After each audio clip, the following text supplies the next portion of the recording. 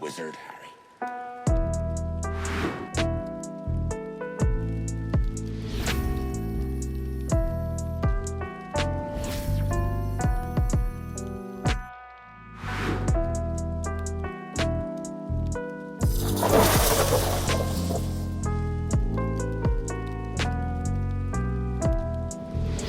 What's up, wizards, witches, and blast-ended scroots? It's time to hop on the Hogwarts Express and go back to school. Welcome back to Potter Watch, a podcast within a podcast where we go through the entire Harry Potter series, book by book and movie by movie.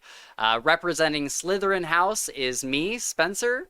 Representing the Gryffindors is Gabe, and climbing out of her pile of books is Sam, representing the Ravenclaws. Today we'll be discussing Harry Potter and the Goblet of Fire in depth, and we'll also be spoiling the entire series. So if you haven't read or watched the whole series, then you may want to do that first. But before we get going, check out the description for our links to our socials and Discord and all that. We have Patreon down there where you can watch these episodes live as we record them and talk with us in the chat and hang out. But with that, we're going to get right into the episode. How is everybody doing? I feel like I haven't seen you guys in forever, but it's only been a week. Yep, I'm good, man. I'm good. Bummed out that it's already Sunday. It's already Sunday. I know. The weekend has gone by way too fast. I feel like I haven't even really had a weekend, honestly. Yep. Same. We were kind of talking behind the scenes there, backstage, about the Quidditch game that just came out. And Sam, have you gotten to play this at all, or did you like start it up and then went on to your movie, or? I made it through the practice and that was it. Okay. Yeah. Yeah. I have been insanely addicted to this game for about 5 days now. I got it the night that it came out, and I've been playing it like pretty religiously every single night. And oh my God, I love it so much. Because it's like, it's a lot like Rocket League. Did you ever play that, Sam? Mm-hmm. With the cars and the soccer and all that? Yeah. Gabe and I got super into Rocket League. For a long time. Yeah, like before we started the podcast, we were like really, yeah. We were like really into Rocket League, and we would play that until like 2 a.m. Almost every night. Yeah. Keeping everybody around us awake. Yes, we would like literally like yell at the screen like, "No, I can't believe he did that!" Like all this stuff. And I have not gotten that same feeling until playing this Quidditch game, because you can tell that they took a lot of inspiration from Rocket League. They have like the different like goal explosions that you can unlock, and they have like the different like trails behind the broom that you can unlock, like all these different colors and stuff. And then of course there's like skins and like different skins and whatnot, but there's not microtransactions. Oh, cool. Which I think is really cool. You don't buy anything with real money. It's all in-game money. Yeah. And so I like that a lot, and I have just been so hooked on it. Like every position is a little bit different. You have chasers who are mostly, your chasers are going to play the most like Rocket League, because you're going after the ball, tackling someone for it, and like running to the end and throwing it through one of the rings. And then you have the beater, which is he can basically summon the bludger to him, and then he can like throw it at somebody else to like get them out. And so he's like running around the field, and he's not trying to make any goals. He's just trying to like knock people out. And then you have the seeker, which is another one that I have been having a ton of fun with. Like you're chasing the snitch, thank you, all across the field and trying to score points with it. And then you have, of course, the keeper, who's like your goalie, but he doesn't like move out from the goal at all. He moves in like a triangle, like trying to like guard all of the hoops. And so each one is a little bit different, and they're all really, really fun to play. I haven't found a position that I particularly don't like yet. And I've had those moments where I'm like playing at like 1 a.m. and I'm like yelling at the screen like this guy, oh my god, like like, or if like I throw it at a ring and it gets like blocked like 3 times in a row, I'm just like, oh my god, like it's so it's frustrating, but in the best possible way. Yeah. Have you caught the snitch before? Does it work the same way as in the movies? Is it automatic win or 100 points? No, so it's not an automatic win. It's 30 points that you get. And that is like, I think that's the best decision that they could have made, because even in the books and the movies and everything, Quidditch like doesn't make much sense as a sport. Like the rules just seem very like why would you ever be a catcher, or like why would you ever go after the quaffle when the snitch like automatically like wins the game for you basically. And so they've put a lot of thought into what would need to happen to the rules in order for it to be viable. And I think they did a really good job with what they've done with the Seeker. Basically how it works is you have one Seeker, and randomly throughout the game the snitch will be like found or released, and it'll be like running around the field like zipping all over the place, and as the Seeker you have to follow it and go through these little rings that it like poops out behind it. And if you go through the rings, then you have like a boost bar, and as you boost it like goes down obviously, but when you go through one of these rings it like goes back up. And so you want to stay in the rings as much as you can, but you also want to like be right on the snitch. If you're within like a certain distance of the snitch, this like bar fills up, like this gauge, and if you're able to stay within this distance of the snitch for a certain amount of time, that bar fills all the way up, and then if you get right up on it you can grab it.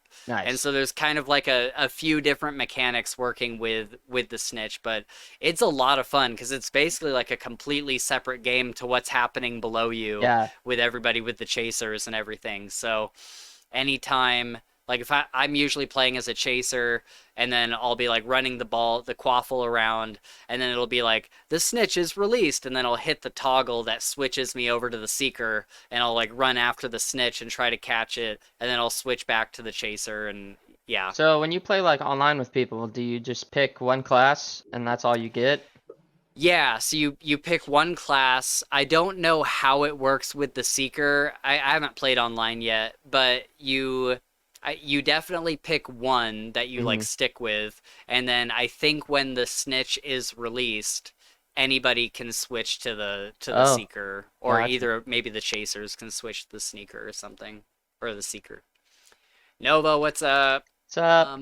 So yeah, that's Quidditch Champions. I've been having so much fun with it, and I hope more people buy the game, because it is literally like the new Rocket League. It is so much fun. It's awesome.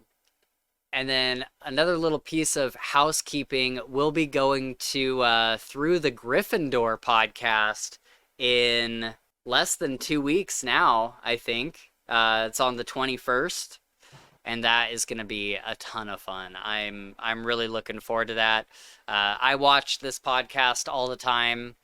And, you know, if somebody doesn't know who they are, then they're like a Harry Potter podcast. They go through like chapter by chapter through all the books, and they're like a very big name in the YouTube space. And they're doing a live show in Seattle. So we're going to, all the co-hosts, or all of the original co-hosts, I guess, are going to be going to Through the Gryffindor. That's going to be a ton of fun. I'm really looking, because I need a vacation. You know what I mean? Yep. Like, life is tough. I need a vacation. For real. So I'm looking forward to hopping on a plane for a little bit and just getting drunk with Gabe and Chris and going and seeing some Harry Potter stuff. All right, well, let's talk about a Goblet of Fire then, as we go into our general thoughts. What'd you guys think? Freaking awesome. Yeah? Is it your favorite so So far far, out yeah. of what Yeah. we've read? Okay. Yep. Nice. Yep. I would say it's my favorite so far. Same with the movie as well. Oh, interesting. Yeah. Okay. Yeah, I agree. Interesting. Definitely my favorite movie. I think even just seeing Oh, all of them, I think it's the one I've gone back to the most amount of times. yeah, And I really enjoyed the book, and I didn't realize that how much was different in this book, at least so far yeah, of the ones that we've watched, like how they like yeah, eliminated whole characters in the movie yeah, that, are pretty big in the books. So yeah, that was really interesting. And I feel like that was a first so far in the series, so yeah, yeah. I think it's probably my least favorite movie. really. Yeah. I mean, I like it. And don't get me wrong, I love all of these. Like, Mhm. there's not any of these books or movies that I'm like, this sucks, I hate it. But out of the ones that we've watched and read, I think Goblet of Fire, both the book and movie, are my least favorite out of the first four. Wow, interesting. Yeah, and I think I was hoping to read Goblet of Fire and have it suddenly be like, "Oh, I didn't realize how good this was before. Like this is now my favorite." I just think I think for me, I like what Goblet of Fire is doing as far as um new plot points that it's introducing and how it's like moving the story along and how it's revealing like new magic stuff. Like I really like all of that.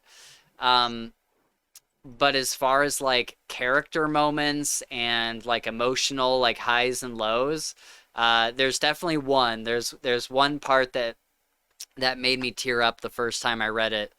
But I think for me it's still the first three. Like I still I just the first three are so like special to me that I don't think that Goblet of Fire like gets higher than them. Mm.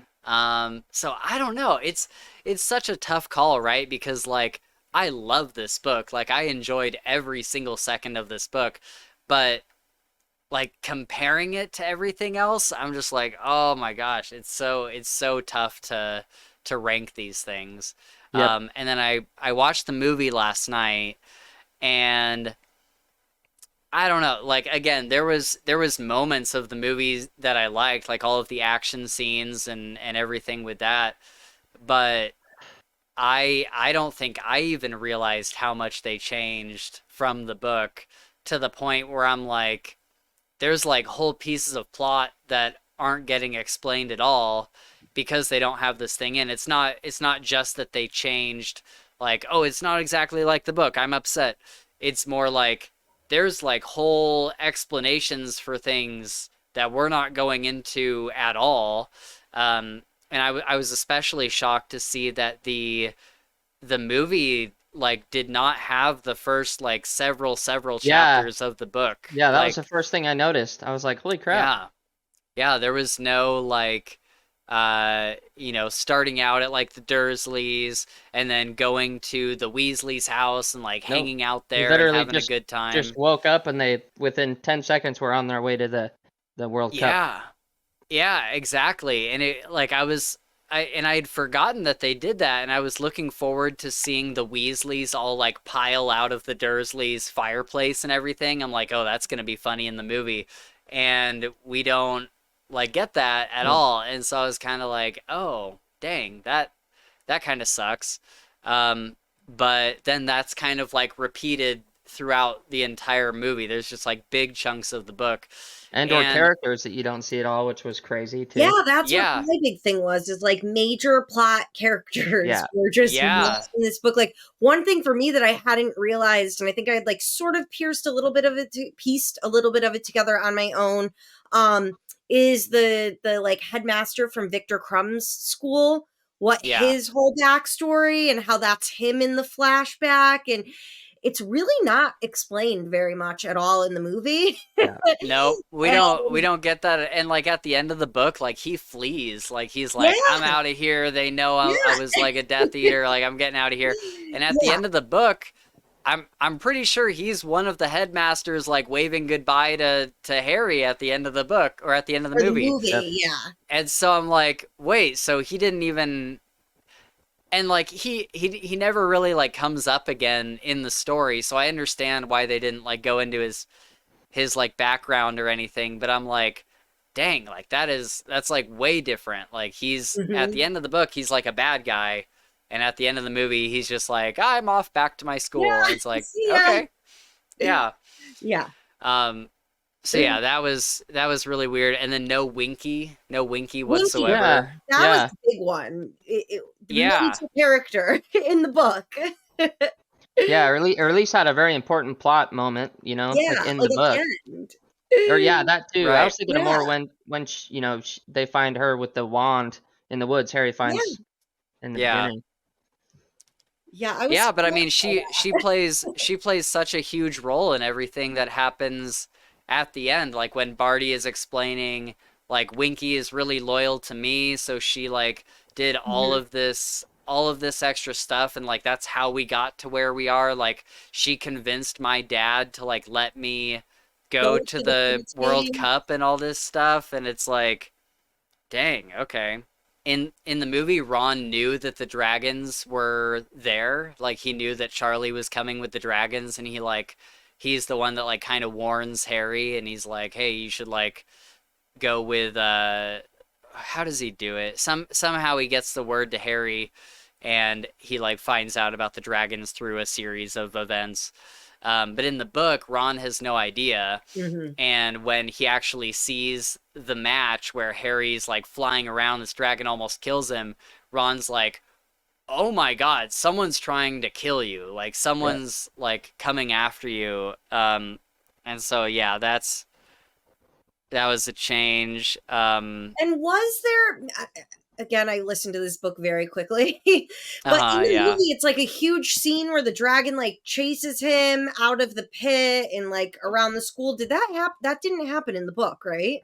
That's a good question. I think Harry like stayed in the arena Yeah, in the book. it wasn't like a full scale like chase around the school, and Yeah, yeah, I don't think the dragon like got out of its chains or anything. yeah. That was another thing. I In was like, the oh yeah, the movie. I was like, that was like a really, to me, big part of Yeah, action scene of the movie. And I was like, oh, it right. didn't even happen in the books that way. Yeah, he does fly around, but I think it all Yeah, stays but yeah, within I the don't think they arena. like leave the pit. So Yeah. Um, yeah, and then the other change that I noticed just this morning actually was in the movie, Neville is the one who gives Harry Yeah, the versus Really weed. gillyweed. Dobby. Yeah. Yeah. And in the book, it's Dobby. But Mhm. what's funny is in this situation, I think it Yes. makes more sense for Neville to be Yeah. giving him the gillyweed because even in the book, the guy who's masquerading as Mad Eye Moody, he even says, "I was getting close to Neville in hopes that he would like tell you about the gillyweed Yeah. for the third or for the second arena." Yep.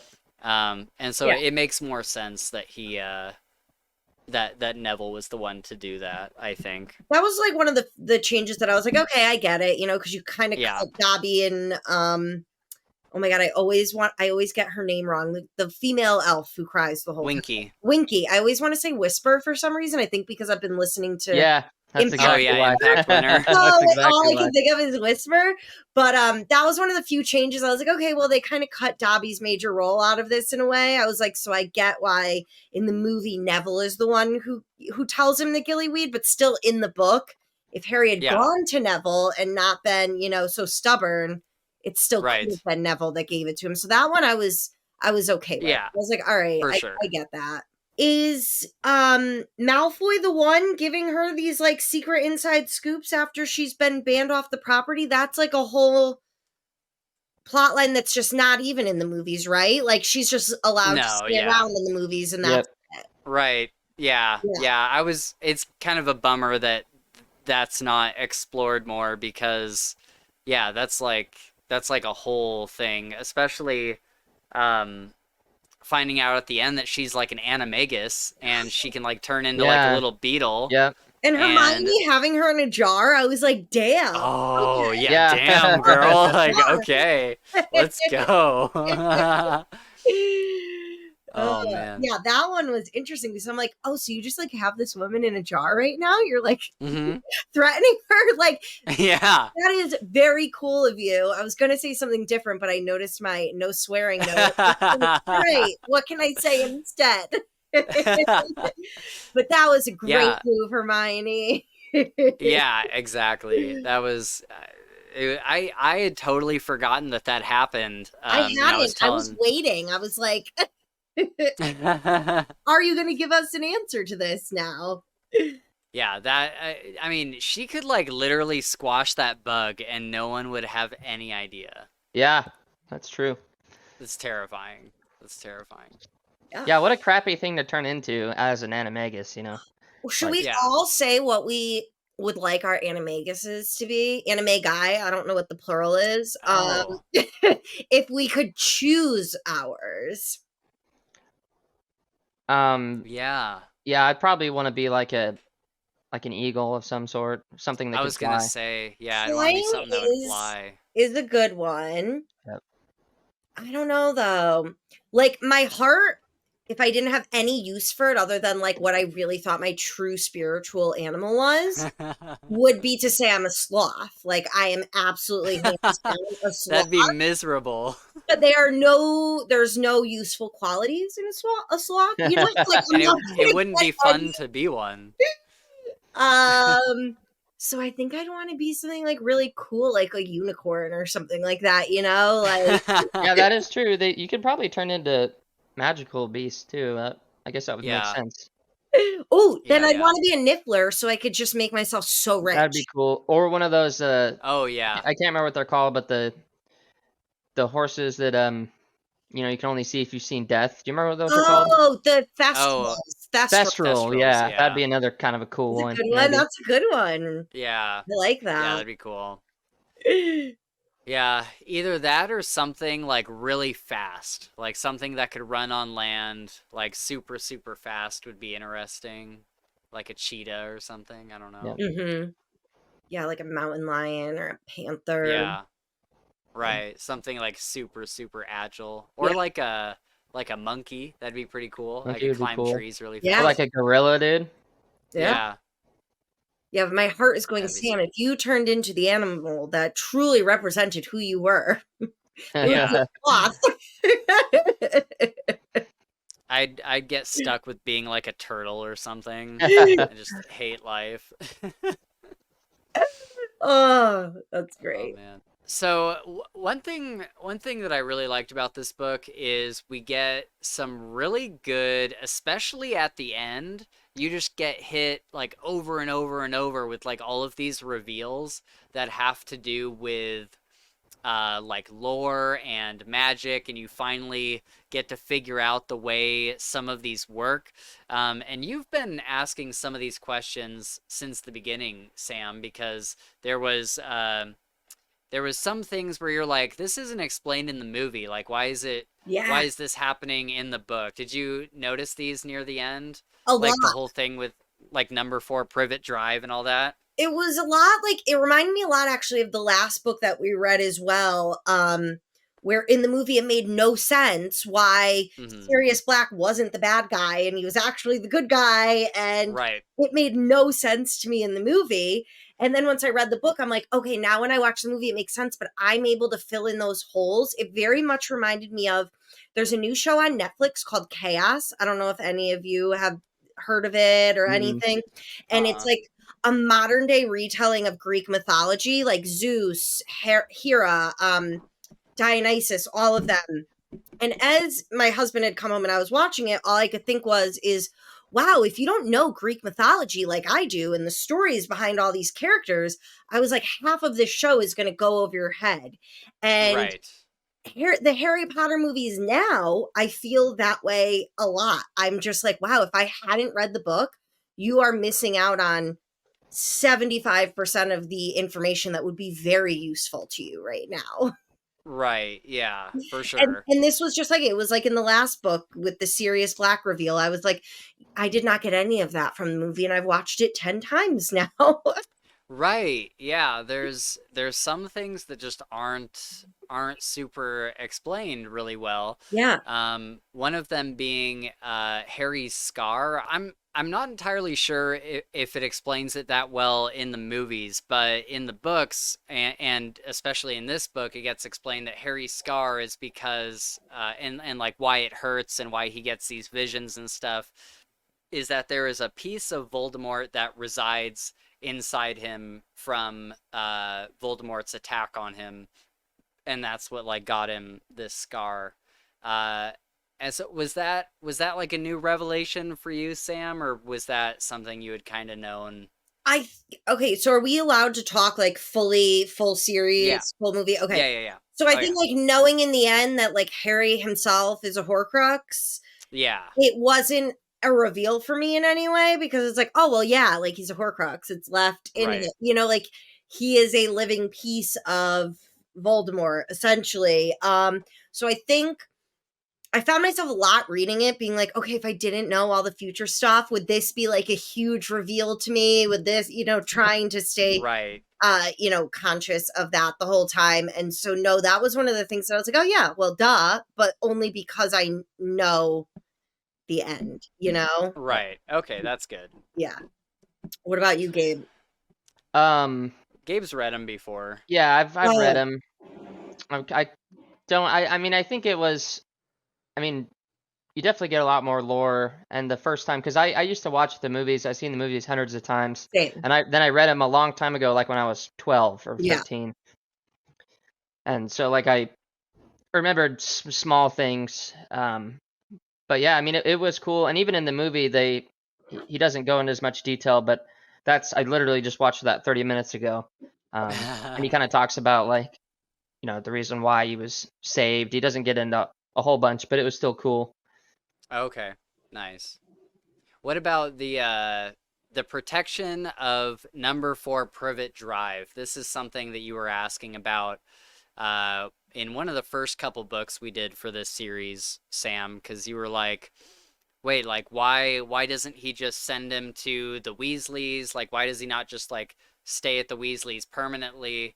Do Mhm. you do you feel like you have an answer for that now a No, little and bit I feel like more? I missed it because I Oh, did okay. think it was weird at the end where I was like, okay, well, why doesn't he just go stay with the Dursleys? Especially now it seems like they really know what his home life is after Yeah. seeing them, and like making him say goodbye, like the Dursleys say goodbye and all of that. The And then Weasleys. the Weasleys, yeah. Weasleys, sorry, the Weasleys. And when I think it's Ron tells Harry, he says, like, yeah, my mom said she asked Dumbledore if you could stay with us for this summer. And he was like, maybe later, but no, he has Yeah. to go back. And I was like, okay, well, clearly there's a reason he wants him back there, but I must have missed the part where they say Yeah. why. So it all gets explained at the end when Barty Crouch Jr. is under the Veritas Hmm. serum and he's like telling them everything, like basically telling them all of like Voldemort's whole plan. Um so he or it's either in that section or it's in like the final like battle in the graveyard when Voldemort is doing his like villain monologue.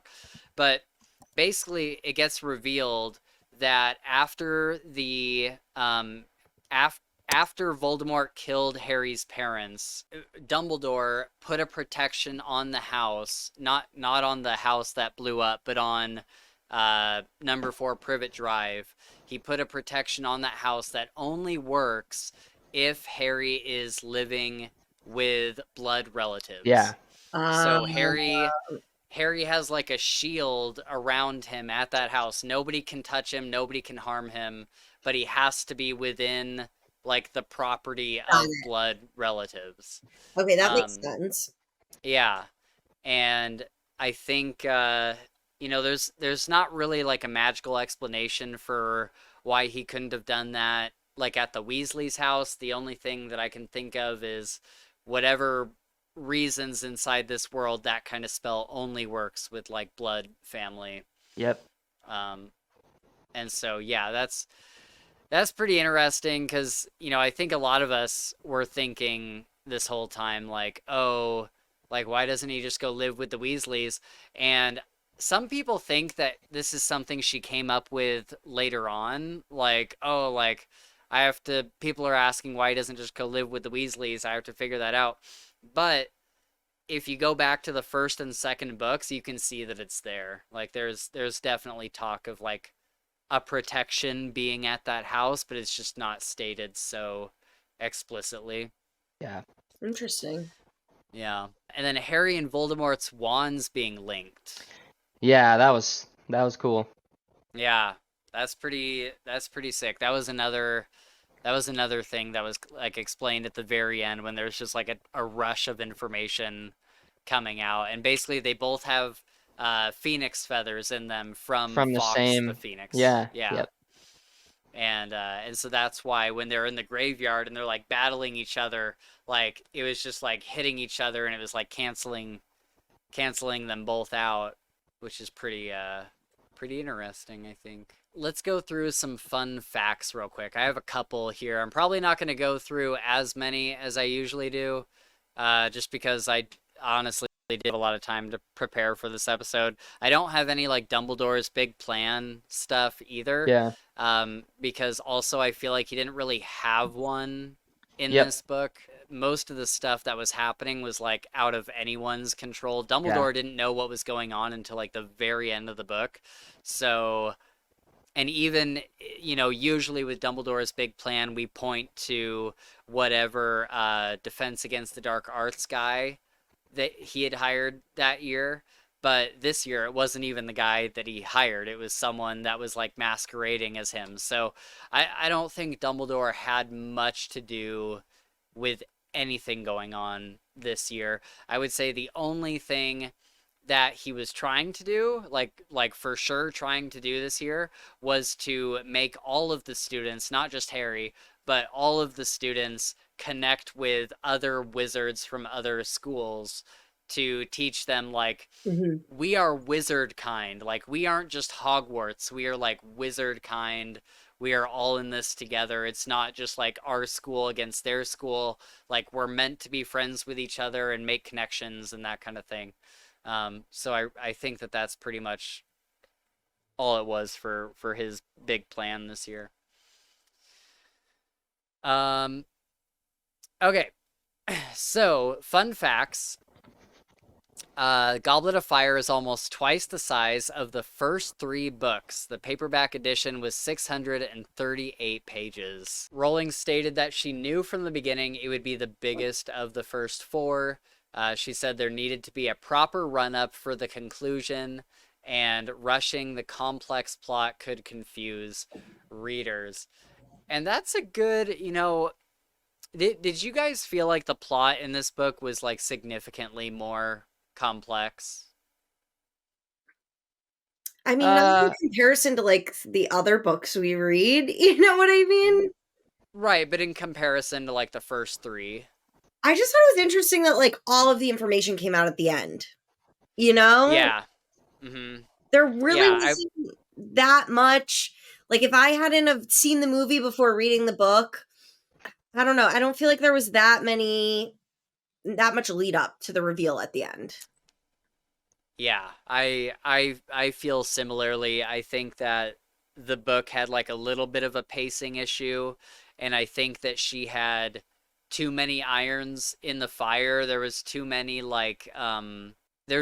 people that like could have been a bad guy. Like you had Ludo Bagman, you had Barty Crouch Senior. You didn't meet Junior at that time. You had Barty Crouch Senior. You had Mad Eye Moody, and then you had Fudge, the head of the Ministry.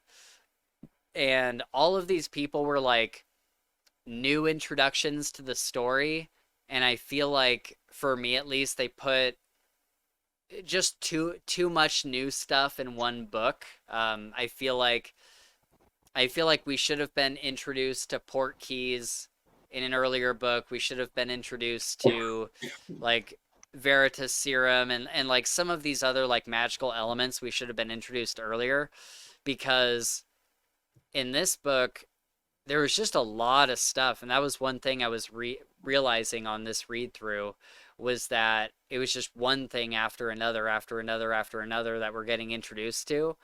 And I'm like, man, good thing this is her like fourth book in the series, because at the time when this was getting released, this would have been like a lot to take in, if you hadn't already kind of like ramped people up with the first three, I guess. Well, and what about how they like don't play Quidditch for the whole year because of this Yeah, the Goblet of Fire, whatnot.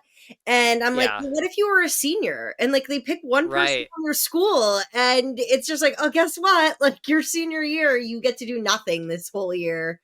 Have fun. Yeah, I was like, that would, exactly. that would get me really mad. And how frequently does it happen? Does every person who goes to Hogwarts get to experience it in one of their years?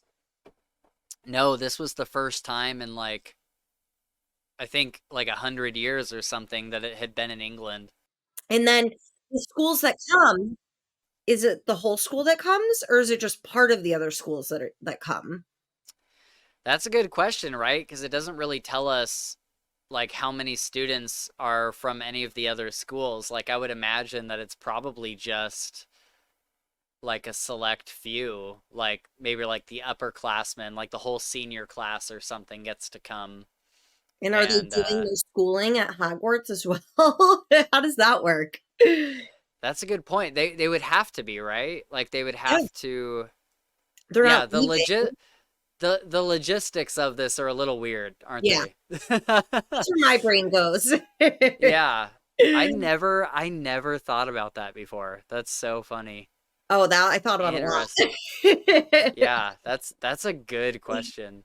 Because Yeah, in some of this, movies, they seem pretty close together, all of the trials, but in the right. books, it's spread across a whole year. Yeah, So I was like, well, how does this work? Do they leave in between? Do they stay? How many of their school right. came? Are there teachers who came schooling them? Are they coming in on the Hogwarts classes? I was like, how does this work? I know that Durmstrang had their ship that they would like sleep on, and they would all go to their ship. And then the Beauxbaton girls, they had like a camp. And so it's, I like, maybe they're doing schooling over there, like maybe they brought some Mhm. teachers Yeah. and are just doing their schooling over there. But yeah, that's definitely something that doesn't really get explained, and it's something I hadn't really considered before now. And I think a lot of people have this attitude of like J.K. Rowling like didn't know what she was doing the whole time, and like she was just making it up one book to the next, which is not true, because if you go and you watch very early interviews with her, like after she wrote the first book, she has like a whole outline where she outlined all of the books and where she wanted the characters to go. But there are some things like Quidditch and like stuff like this where it's like, I don't know if you put too much thought into this. I think it was just like a plot point where it's like, there's other kids at the school now. There's other schools that are here that are visiting, and that's just what we're doing. And she doesn't really explain it too much, which, I mean, I guess you don't really need to know for the plot, but at the same time, it would have been nice to get a little bit more info, I think. Well, I found it interesting in the sense that, the movies totally leave out that there are house elves making all of the food for everyone in the school. And it's kind of a very big, I wouldn't say major, but it's a very big plot point in this book, which was Yeah. another huge thing that was left out of all of the movies in general. Yeah, that's something that was oddly missing from the movies. However, I think with the HBO series, they're gonna latch onto that super hard, because now everything is about like activism and that kind of stuff. And so in the HBO series, I'm sure that they're gonna go super deep into the mistreatment of the house House elves. Yep. elves. Yeah. That'll be, I have a note about that later. I have more to say about Okay. the whole house elf thing for sure. It's a good conversation. Okay, so in, what is it, 2000, in April of 2000, The publisher had listed this book as Harry Potter and the Doom Spell Tournament. However, J.K. Rowling expressed her indecision about the title in an Entertainment Weekly interview, and she says, "I changed my mind twice on what the title was. The working title, the working title had got out, Harry Potter and the Doomspell Tournament. Then I changed Doomspell to Triwizard Tournament. Then I was teetering between the Goblet of Fire and Triwizard Tournament. And in the end, I preferred Goblet of Fire because it's got the kind of Cup of Destiny feel about it, which is the theme of the book." So that's pretty interesting. Yeah. I could see it being called Harry Potter and the Triwizard Tournament. I Yeah. think that would have been a good title too. See, I can see the Doomsday one, but it would be like a more apt title for book like 7, you know? Yeah, Instead of right. like 4 after like these very, I don't know, not soft, but you know, it's not. Smaller scale problems. Yes. Right. Mhm. But I do like that title, the Doomsday Tournament. You know, I'd want to read that book. Yeah, exactly. And then the last one I have here is, or maybe the last one, I'll check, but Rowling mentioned that she originally wrote a Weasley relative named Mafalda, who, according to Rowling, was the daughter of the second cousin whose stockbroker is mentioned in Philosopher's Stone. What the heck? All right. This stockbroker had been very rude to Mr. and Mrs. Weasley in the past, but now he and his muggle wife had inconveniently produced a witch. They came back to the Weasleys asking for their help in introducing her to Wizarding Society before she starts at Hogwarts. Mafalda was supposed to be a Slytherin and was to fill in the Rita Skeeter subplot, but she was eventually removed because there were obvious limitations to what an 11-year-old closeted at school could discover. Rowling discovered Rita Skeeter to be much more flexible. Rowling also admitted that the 4th book was the most difficult to write at the time because the Mafalda character also served as a giant plot hole, which she discovered halfway through writing. Bummer. That's interesting. So this could be a good little topic for conversation here. Yeah. Because I think she did the right thing. I think that having an 11-year-old fill the Rita Skeeter element makes like no sense whatsoever. And I think Rita Skeeter makes way more just more like logical sense in how that would work. If you're trying to like get gossip out there, no one's listening to an 11-year-old. They're going to listen to like this established journalist. And so I think that is very fair to like change that. But I also think something that the books are sorely lacking is a Slytherin who is like a good guy or is like a friend to the main crew. We need, because J.K. Rowling's been really clear, like Slytherin aren't necessarily bad guys. They just have like a lot of ambition and they have a lot of these like characteristics that bad guys typically have. Yeah. And so it would have been cool to get someone who is related to the Weasleys but ended up in Slytherin and can kind of be our bridge to connect with Slytherin a little bit more. Because by the time we get to the end of the series, we really don't have any Slytherin besides maybe Slughorn that are good guys, like that are like okay or like friendly in the least. Like all of them are kind of against Harry.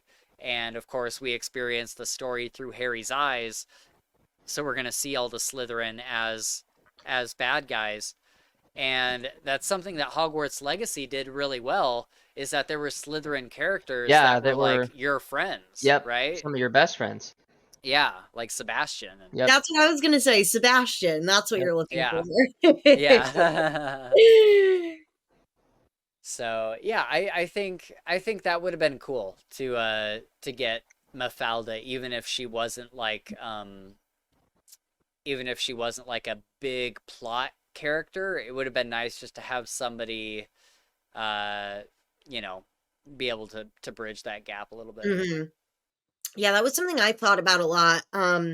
Because again, in this book, they said how, oh, Slytherin always has the highest percentage of like dark wizards out of all the houses. And it's like, well, yeah, Slytherin's whole thing is people who love power, So of course they're going to have the most people who wanted to be dark wizard or became dark wizards in the end. Yeah. This is pretty interesting. So it sounds like I'm looking at like critical reception for this book, and the previous three were met with like unanimous praise. And this says Harry Potter and the Goblet of Fire upon release received mostly positive reviews, with some saying they loved it, some saying it was pretty good, others saying it was okay, and some people calling it rubbish. And Stephen King, author Stephen King, gave it high praise. He said it's every bit as good as Potter's 1 through 3. Then Kirkus Reviews, I don't know, I'm not familiar with who that is. Another Grand Tale of Magic and Mystery. Okay, Kristen Lemmerman of CNN said that it is not great literature. She said her prose has more in common with your typical beach blanket, and the beginning contained too much recap to introduce characters to new readers, although Rowling quickly gets back on track, introducing readers to a host of well-drawn new characters. There's always that one. There's always that one out there, man. Yeah, no matter what you do. Yeah, that's interesting, because every time I've looked at these like fun facts for the previous books, it's all been like unanimous praise. Yeah. Mm-hmm. I wonder, one thing I noticed too that I also liked is, each movie progressively gets a better CGI budget. Yes. Yes. Which is awesome. Yeah. Yes. Like this one, I think, is the first one where I'm like, okay, it was filmed when? It came out in, I think, 2006. 2006. Yeah, I mean, for being almost 20 years old, like, it was pretty awesome, dude. Right. I mean, that was a thought that came across my mind, Gabe, was like, oh, did they cut out the whole female Dobby plot point because they didn't have a big enough CGI budget? Yeah, that's a good point. I just remember like the mermaid people down in the Black Lake. Yeah. They were like, I mean, that CGI was incredible. They looked very real, Yeah. Mm-hmm. But maybe it's because they spent it all on that. Right? Yeah. So they were originally like looking at the book, and they're like, this is way too big of a book to put into a single feature-length film. And Cloves, the director, I think, commented, "We always thought it would be 2 movies, but we could never figure out a way to break it in 2. So it will be a very different experience from the book." Columbus advised Heyman of splitting Goblet of Fire into 2 separate films due to its length, but Warner Brothers showed no interest in the idea. Newell found that there was a way of making one film, which was as a thriller, while staying true to the book and keeping the length down. Interesting. Okay.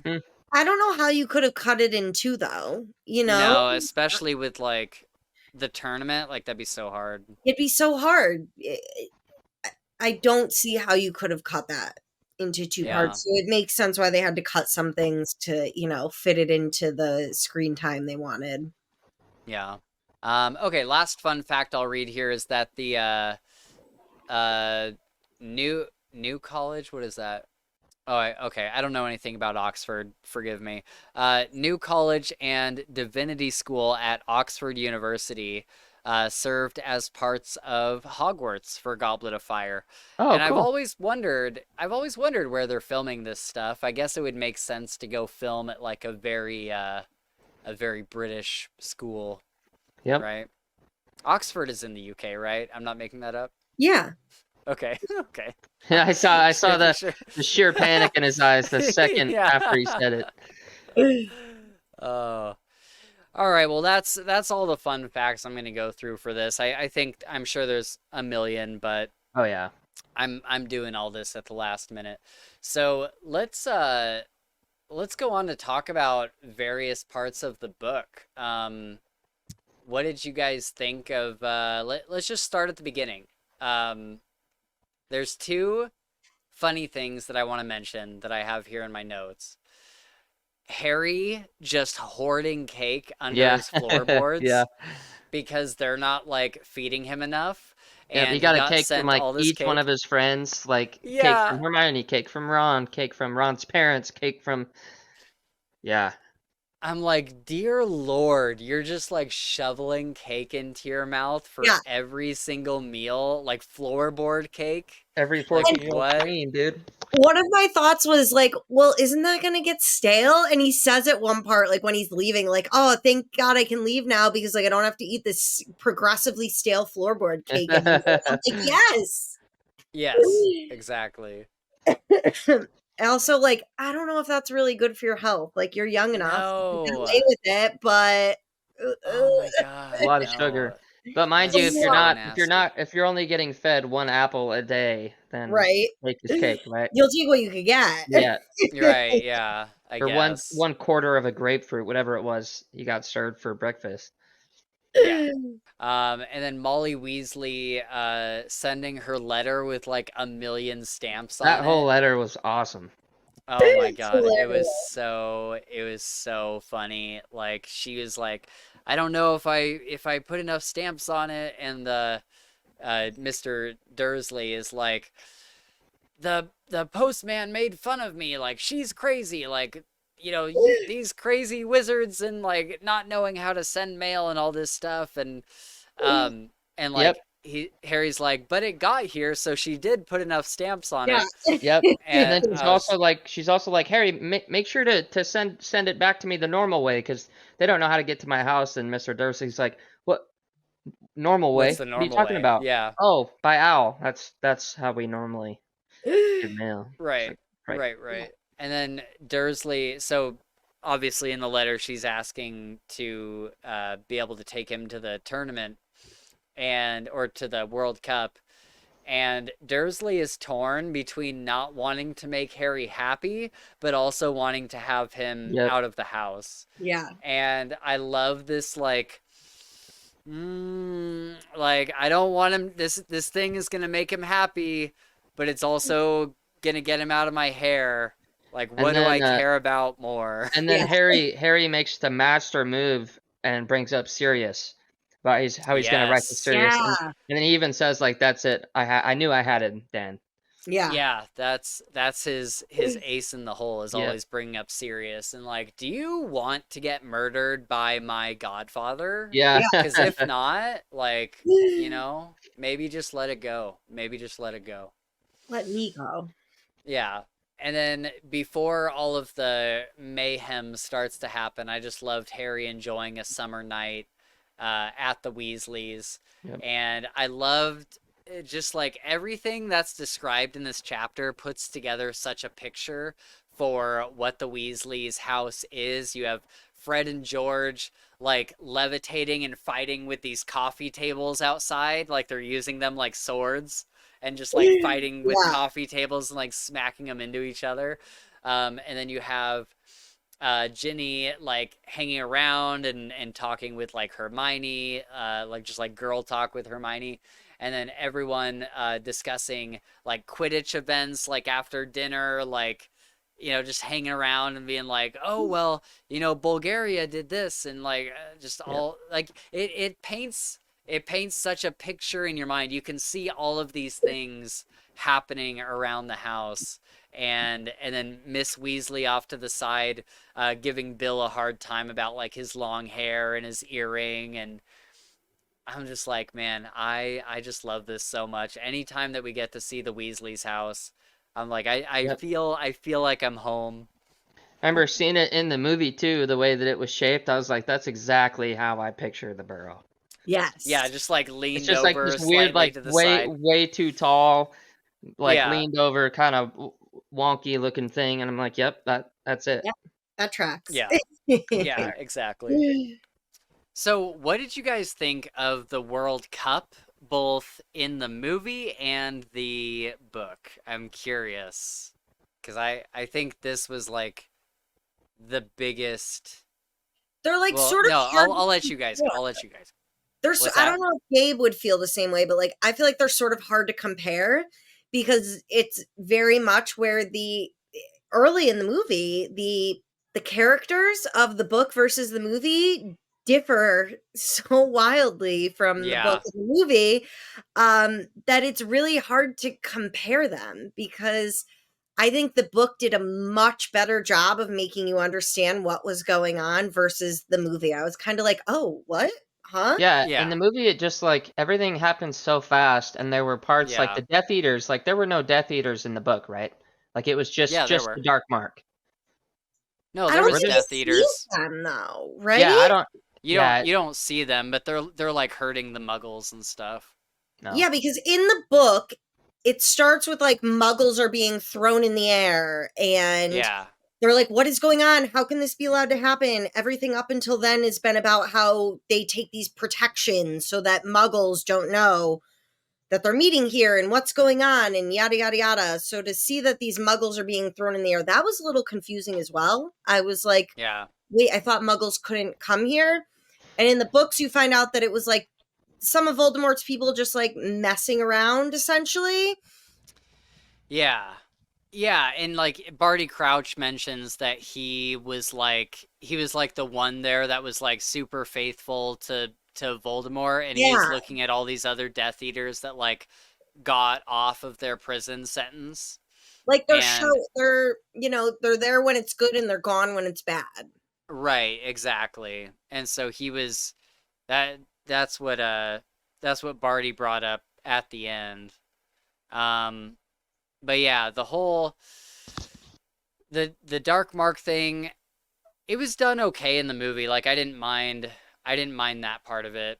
Um I think what I didn't like was that the World Cup didn't really like happen at all in the movie. I was so surprised Yeah, that you start the movie with we're going to the World Cup. Like if you're going to skip everything else that happened at the beginning and you're going to open up with the World Cup, why would you not show the World Cup? Like why yeah, would you not show the Ronsky feint and all of these like the whole like get like the game as it's described in the book was awesome.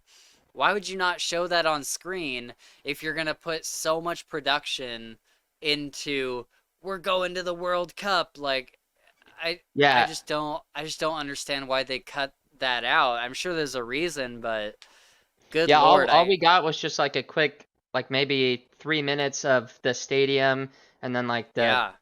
the Irish coming out and doing their thing, and then the basically all the teams, and then shortly after that, the Dark Marks in the air. Right, yeah. And Well, we don't get to see the Vila or anything. Yeah. I thought it was interesting also, like in the books, you get the leprechaun gold, which like, Yeah. disappears after, what was it, 24 hours or whatever it Hmm. was. And that was a Yeah. whole major plot point in the books with the twins and how they bet the one guy. And, Yeah. Ron gets really mad at Harry. Like, we made this deal where like I gave you the money and you would still get me a Christmas present, and the money I gave you Right. disappeared. How dare you not notice, Yeah. Um, Yeah. I mean, the books did a really good job equally with the movies of making me really dislike Ron. Yeah. He gets butthurt a lot. Like it happens a lot in the series where he's the one who always gets like upset and like grouchy about things, and he's kind of got like a Poor Chip on me. his not shoulder. yeah, he's got like a little bit of a chip on his shoulder. He's like a little bit jealous, and he's a little bit like when things don't go exactly his way, he gets more like pouty than anything, more like, "Oh, I'm not having a good time," like that kind Yeah. of thing. Um, I think he has other qualities in the books that the movies don't show that make him like a really, really good friend, but he definitely has like this whole like grouch thing about him sometimes, and it's like, dude, get a grip, like come on. Get a grip, dude. Yeah. But yeah, I thought it was wild that we didn't get the Quidditch match at the beginning, and I Yeah. hope we do in the TV show. Hopefully with the TV show, I would imagine it would be like a whole episode dedicated to going to the World Cup and like all like going around and like buying merchandise and like sitting down for the thing and like watching the players like fight it out, and then the whole like death mark thing. So are I would they imagine that would be with like a whole episode. this series? What I haven't heard a lot about it. Are they Me like either. just redoing the movies just in a series? Yep, every Whoa. season is going to be a book. And Sweet. so yeah. That's Oh, awesome, see, dude. yeah, I With didn't the know same either. are they having the same like actors and actresses, or like at least a No. little bit of the same ones? That's There might be some cameos I would expect, but I think it's like it's like an entirely new cast because most, I mean, these movies are like 20 years old at this point, so like, yeah.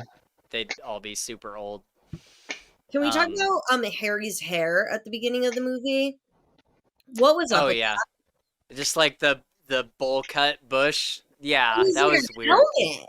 Yeah, yeah, that was weird. And then by the end of the movie, It was a little it more normal. yeah, it looked a little bit more stylized. His hair always Um, looks like disheveled though. It's like he Yeah. always looks like he just got yeah, out of bed.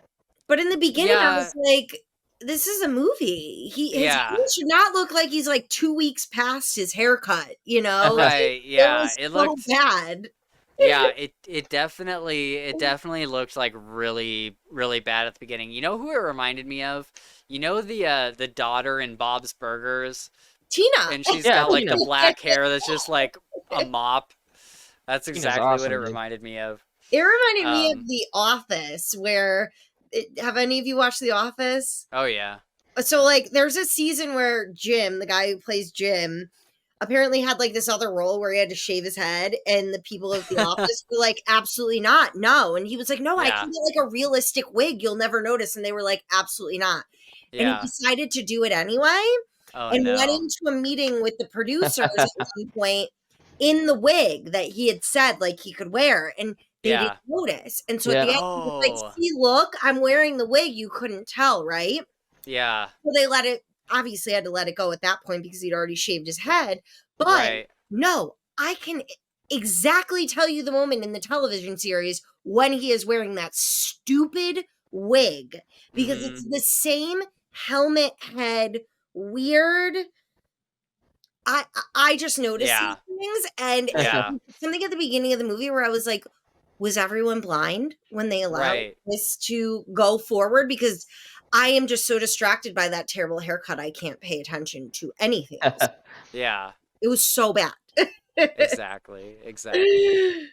I think it's funny at the World Cup. So before the World Cup even starts, they are like going around and like getting their tent ready, but none of these wizards know. Like they're supposed to look like muggles, right? Like they're supposed to blend in because this is like a muggle area kind of. And there's even like a muggle guy at the beginning who's like charging everyone for admission and whatnot. And so Arthur, he's like setting up his tent and everything, and all the tents around him, they're like almost a muggle tent, but they have like chimneys poking out of them and like fireplaces and just like weird stuff coming Yeah. off of them that a tent wouldn't normally have. And it reminded me so much of like AI, and like AI thinking, oh yeah, like humans have like 6 fingers, right? Like that kind of stuff. I'm like, dude, this is like the AI equivalent. Because none of them like they're so close to having a tent that like blends in, but they don't understand that like Yep. having a chimney would be a weird thing to have Yeah. on it. Yeah, an abnormal thing for a tent to have. Yeah. Okay. So let's talk about like what's your guys' favorite thing from the book? You know, if we're not going scene by scene, what's just like your favorite moment, or like your favorite part of the tournament, like your favorite of the 3 exhibitions? I think my favorite of the 3 trials would probably be the Black Lake one.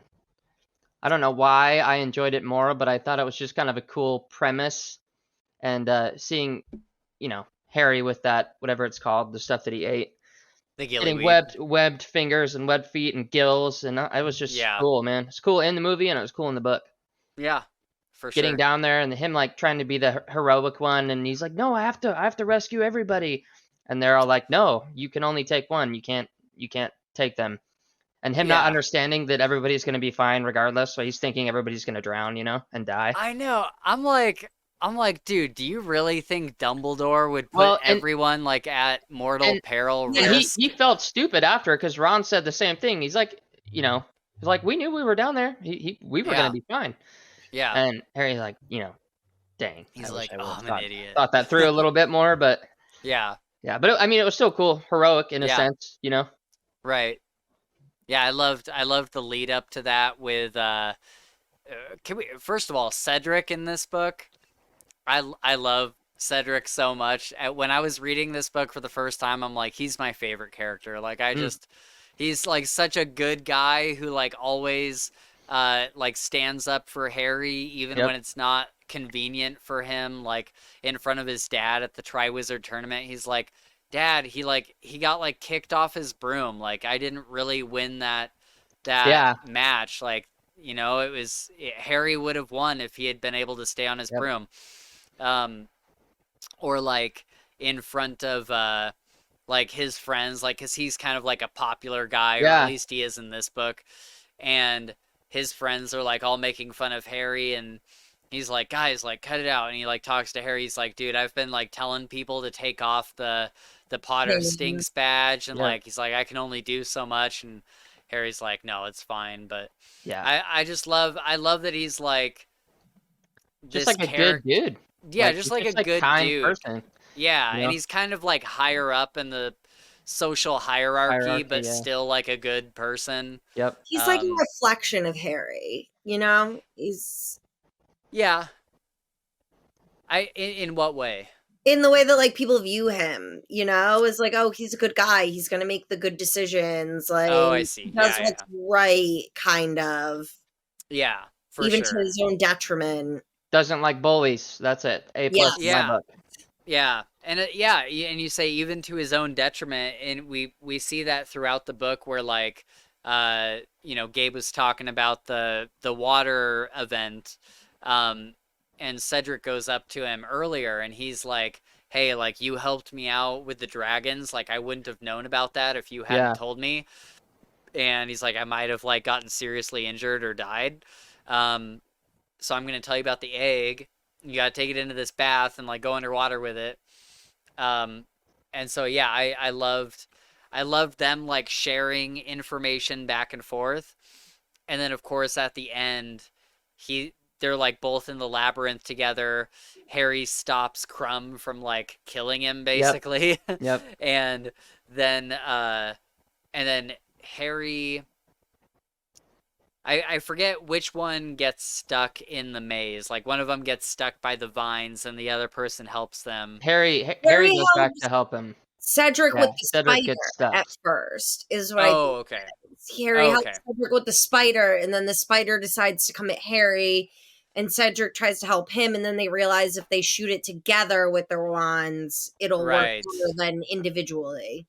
Okay, yeah. In the So movie, Cedric It's the is the one. vines. Yeah, it's the vines. Okay. That's what I was That's getting where I mixed was up. getting And confused. Harry goes back to rescue him from the vines Right. when he had a straight shot to the cup. But Yeah, and I love this where like, and I think even in the book, Harry gets his leg damaged, Mhm. and Cedric could run to the cup, and Cedric's the one that's like, do I want to run to the cup or do I want to help Harry? And Harry's like, just go, dude. Like you have earned it. He's like, you should be the champion. He's like, I shouldn't even be in this tournament.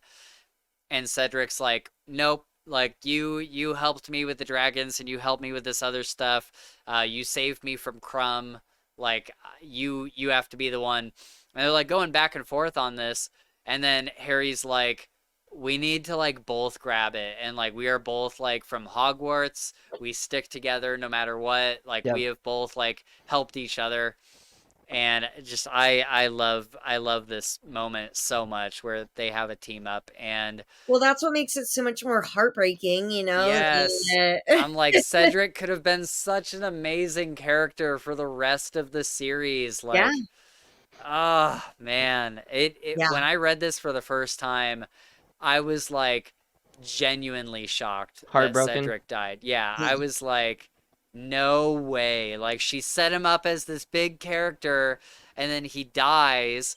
And I think that is like such an important thing for the series though, because it was kind of like, up to this point, it's like there are consequences, but there aren't really any like major consequences yet. Like, people aren't like dropping like flies, like nobody's like dying a whole lot. And then Goblet of Fire happens and it shakes things up to where it's like, oh, characters that I care about can die. Yeah. Like, that is now a possibility within this series. And then you get to the next one and another beloved character dies. And then you get to like the last two books and many beloved characters die. And it's like, this is the thing that like starts us on the road to the series getting a lot darker, especially in the books. And the whole time I was reading this book, I was like, dude, I cannot wait to get to Deathly Hallows. I cannot wait for Sam especially to read Deathly Hallows. Oh man, it's gonna be so incredible. So I'm stoked for that. But anyway, I kind of steamrolled the conversation. Sam, what's your favorite part of this book? One of my favorite parts of the book, which turned out to be totally false in the end, was Harry's relationship with Moody. And then you Oh find yeah. out it wasn't point. Moody all along. I really liked Mhm. that he was just this champion for Harry the whole time and backing him up. And, to find out later on that it wasn't actually Moody and it was just someone masquerading as him, that was kind of really sad. But I would say it was definitely one of my favorite plot points throughout the whole book. For sure. Yeah. Yeah. Yeah, that was something when I was reading these for the first time, I was like, man, Moody is such a great character. He's kind Yeah. of the new Sirius, and he's like a mix between Sirius and Lupin, and he's gonna help Harry and all this stuff. And then you find out that it was all for like his own ends, Yeah. and it was for like just to get Harry to like get in front of Voldemort so that Voldemort could kill him. Yeah. Yep. And it's like, oh man, but like, you know, for Barty Crouch to like engineer all of this, like, he's pretty smart. Like, he's a Yeah. pretty good Yeah. he's a pretty good bad guy that you don't even know is a bad guy until the very, very end, Mm-hmm. which is pretty cool. I think the story could have built up Barty Crouch a little bit more, because I do remember that when it got revealed, I was kind of like, wait, who is Barty Crouch Jr.? Like, it was kind of like, who is this guy? And I think that probably could have used a little more fleshing out. Yeah. I loved, speaking of Moody absolutely wrecking Malfoy as a ferret Yeah. and just like bam, bam, bam, Yep. Yeah. Yep. just like tossing him around. I'm like, Malfoy needed that. Definitely. We needed to see Malfoy just get his butt kicked, because in the previous movie and book, Hermione punches him, and that was satisfying. Yep. And then we get him turned into a ferret and bounced off the floor a number of times. That was even more satisfying. Yeah. Very. Yeah. A quote from the book, I think they're in divinations class or something, and Lavender, she's like, she's talking about Uranus, and she's like looking at it through like a telescope or something, and Ron says, "Can I have a look? Can I have a look at Uranus too, Lavender?" I thought that was great. I thought that was great. And I'm just sitting there thinking, oh, he will. In the next book or two, he will. we learned that Durmstrang and Beauxbaton have a similar charm on them that Hogwarts does. They're hidden by charms that don't allow them to be plotted on a map or found by muggles or wizards. And Hogwarts is a little bit different, where it can be found by wizards and it can be plotted, but like if a muggle stumbles upon it, it just looks like a ruined castle. It doesn't look like anything. Mhm. But Durmstrang, I think they're so secretive about all of their stuff that they're like, we're not going to allow anybody to find us unless they have, I don't know if they like send out like a charm that they wear and that allows them to like find the castle, Yeah. or maybe if they have to like bring people to it because otherwise you can't find it. But I thought that was interesting, especially paired with the knowledge that Durmstrang teaches and studies dark magic. Mhm. And I wish this was something that like came up later in the books, but it doesn't really outside of this book. Because it's like, wait, they're allowed to just study dark magic? Like they know like Crucio and Avada Kedavra and all these spells that Hogwarts like does not teach. Mhm. Aside from this year, I guess. But yeah, I thought that was pretty interesting. The blast-ended Scroots. Oh my god. These things. Crazy little buggers. What a weird Yeah, it's weird. a weird animal. It is a criminal it is criminal that we didn't get them in Hogwarts Legacy. Why did For we not get real. blast-ended We got Scroots? everything else, dude. Yeah, that seems absurd that we did not get the blast. Would have been a cool like throwable or something, like, you know, like, oh yeah, that would have been sick. You throw it and then they, you know, they pop or explode out their rear end or whatever. yeah. Oh, that's a good idea. So Harry getting chosen for the Triwizard Tournament in general. This is so funny. I don't know if you guys noticed the difference, but in the book, Dumbledore pulls Harry aside and he says, Harry, did you put your name in the Goblet of Fire? And it even says in the book, Dumbledore asked calmly. And then in the movie, it's, Harry, did you put your name in the Goblet of Fire? Like, you can tell really he's like raging, aggro about it. super mad. Are you sure? Oh my 100%. gosh. It's like, man, how did you guys mistranslate that so hard? Yeah, that's one that gets memed into oblivion. Yeah, it's kind of out of Dumbledore's nature too. He's not like a guy that gets really yeah, mad. I kind of wonder if because this was Michael Gambon's second movie as Dumbledore, or is this Richard Harris? I always forget which one's which. But it was one of their first times up to bat as Dumbledore. They were in the third movie, and then this would have been their second. And so I wonder if he was still like getting used to like who Dumbledore is. Yeah. And he just like delivered the line this way. But I'm also surprised that nobody stopped him and said, it literally says in the text, Dumbledore asked calmly. Yep. And so I don't know, just weird. Just weird. Sam, did you do the Stephen Fry audiobook? I did, specifically because of you. Is yes. The exact reason that is the one I grabbed. Dude, is it not so much better? That's awesome.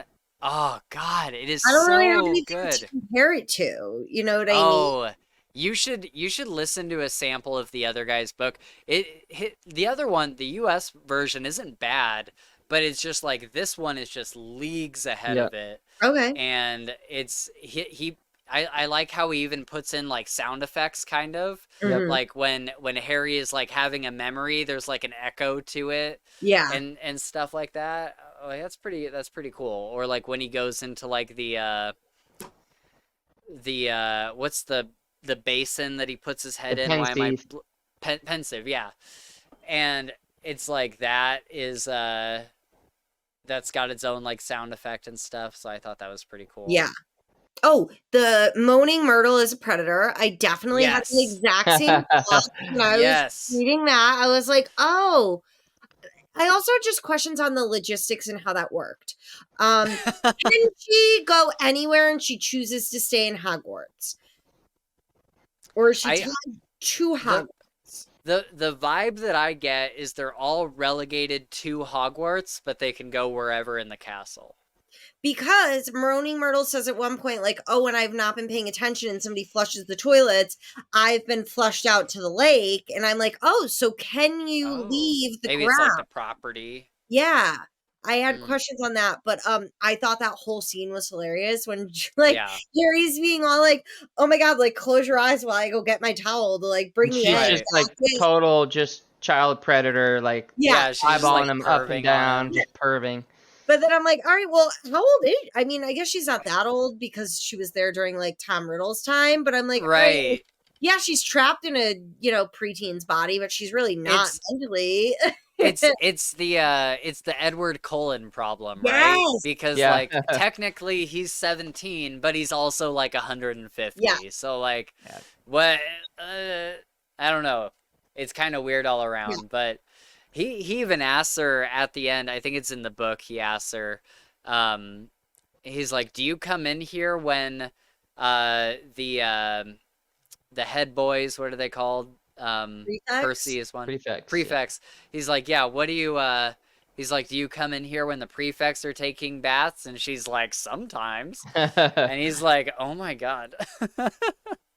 In the movie too, the little laugh that she has too, like made me cringe so bad. I was just like, oh god, so gross. It's so gross. And she's like laying on him. She's like cuddled up to him in the bath. A lot of like innuendo. There's even a point where she's looking at him, then she looks down, like, you know, and I'm like, really? Yeah, I'm like, wow, this was a lot for back then, for sure. I think like the major thing I took away from the whole scene, which made me more sad than anything in the book than in the movies, is that when she was like, you haven't visited me in forever. Are you? And when he's leaving, why would he though? She's like, "Will you come visit me?" And he's like, "Yeah." And in his head, he's like, "No, like I will never come visit you." But all I could think was, "Oh, she's like so lonely." You know what I mean? Yeah. Like she's just so lonely. But she's also like extremely annoying. She's unhinged. Absolutely. And like, I'm like, I don't really feel bad for people that often that are like lonely, but also like very hard to be friends with. And so I don't know. I don't feel as bad for her, but I just looked at it as like, oh, here's this like teen who like lost their life when they were young, you know, in school. Right. And now they're like perpetually stuck in this like cycle, and all they really want is a friend, and it just made me really sad. Yeah, for sure. Yeah, that had me more sad than most of the moments in the book. Oh dang. Okay, did Cedric's death get you? I had time to like work through that because of the movie, seeing it for so many years, but if I had been purely reading the book and had never seen the movies, that death would have destroyed me. Oh, okay. Destroyed me. Fair. That's fair. Just like Ned Stark's death. I would not have seen it coming. I would have been like, no, there's going to be some way out of this. And then it's like, no, accept it. That was tough.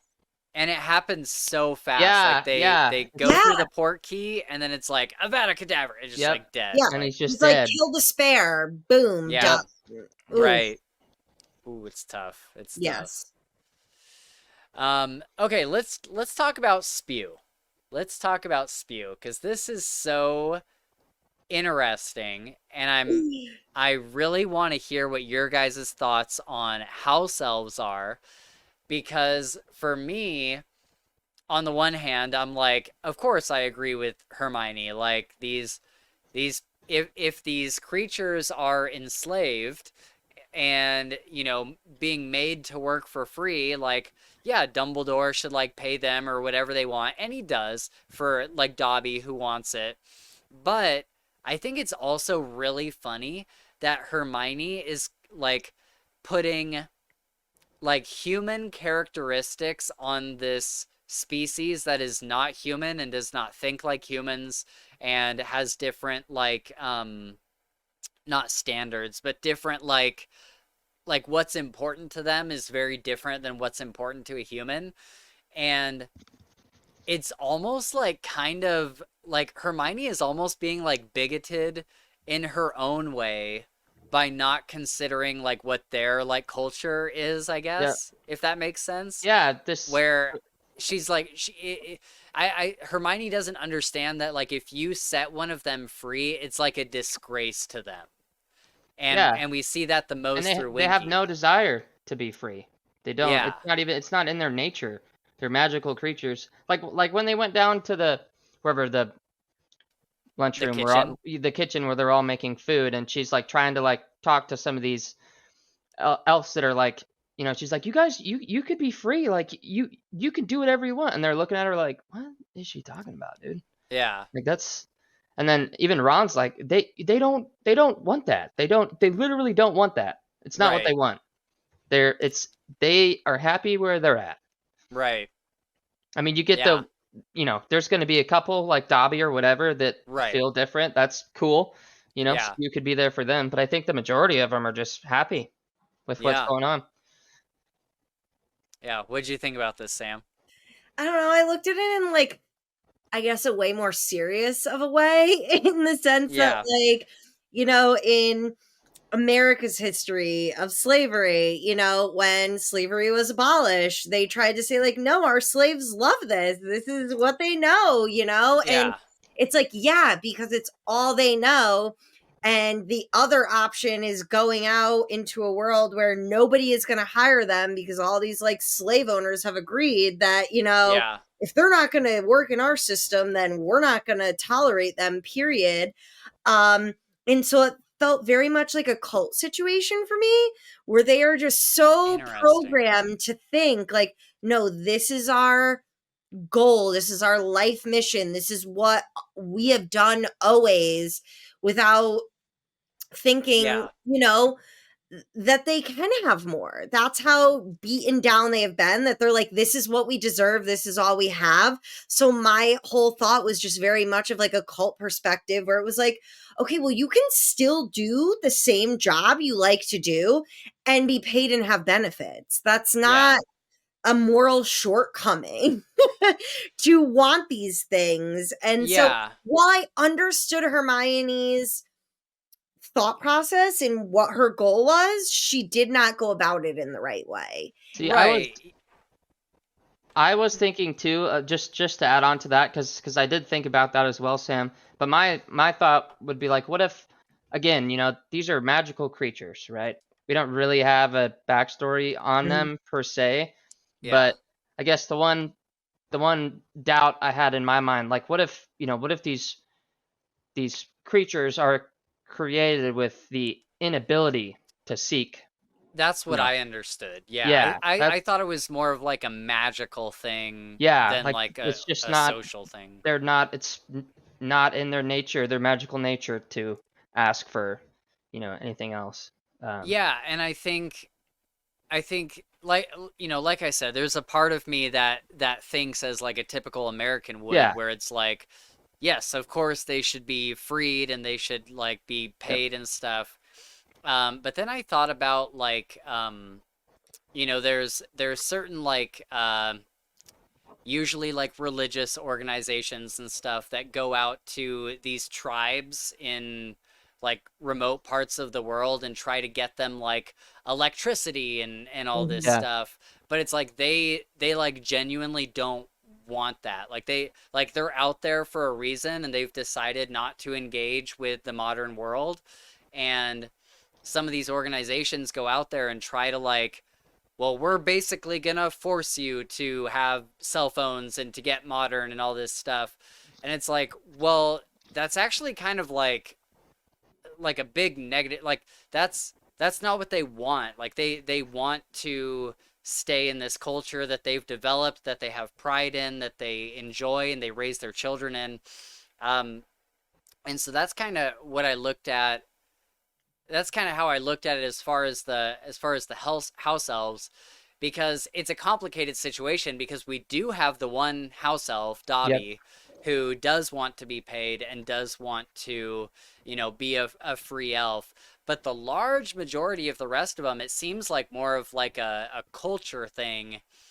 I I don't It's tough because I don't know if I ever got the idea that they had been like brainwashed. I always felt like it was more of like a magical or cultural thing within their like species. I don't know. I it's a looked at tough. it as like I'm really obsessed with like learning about cults. It's one of my top Yeah.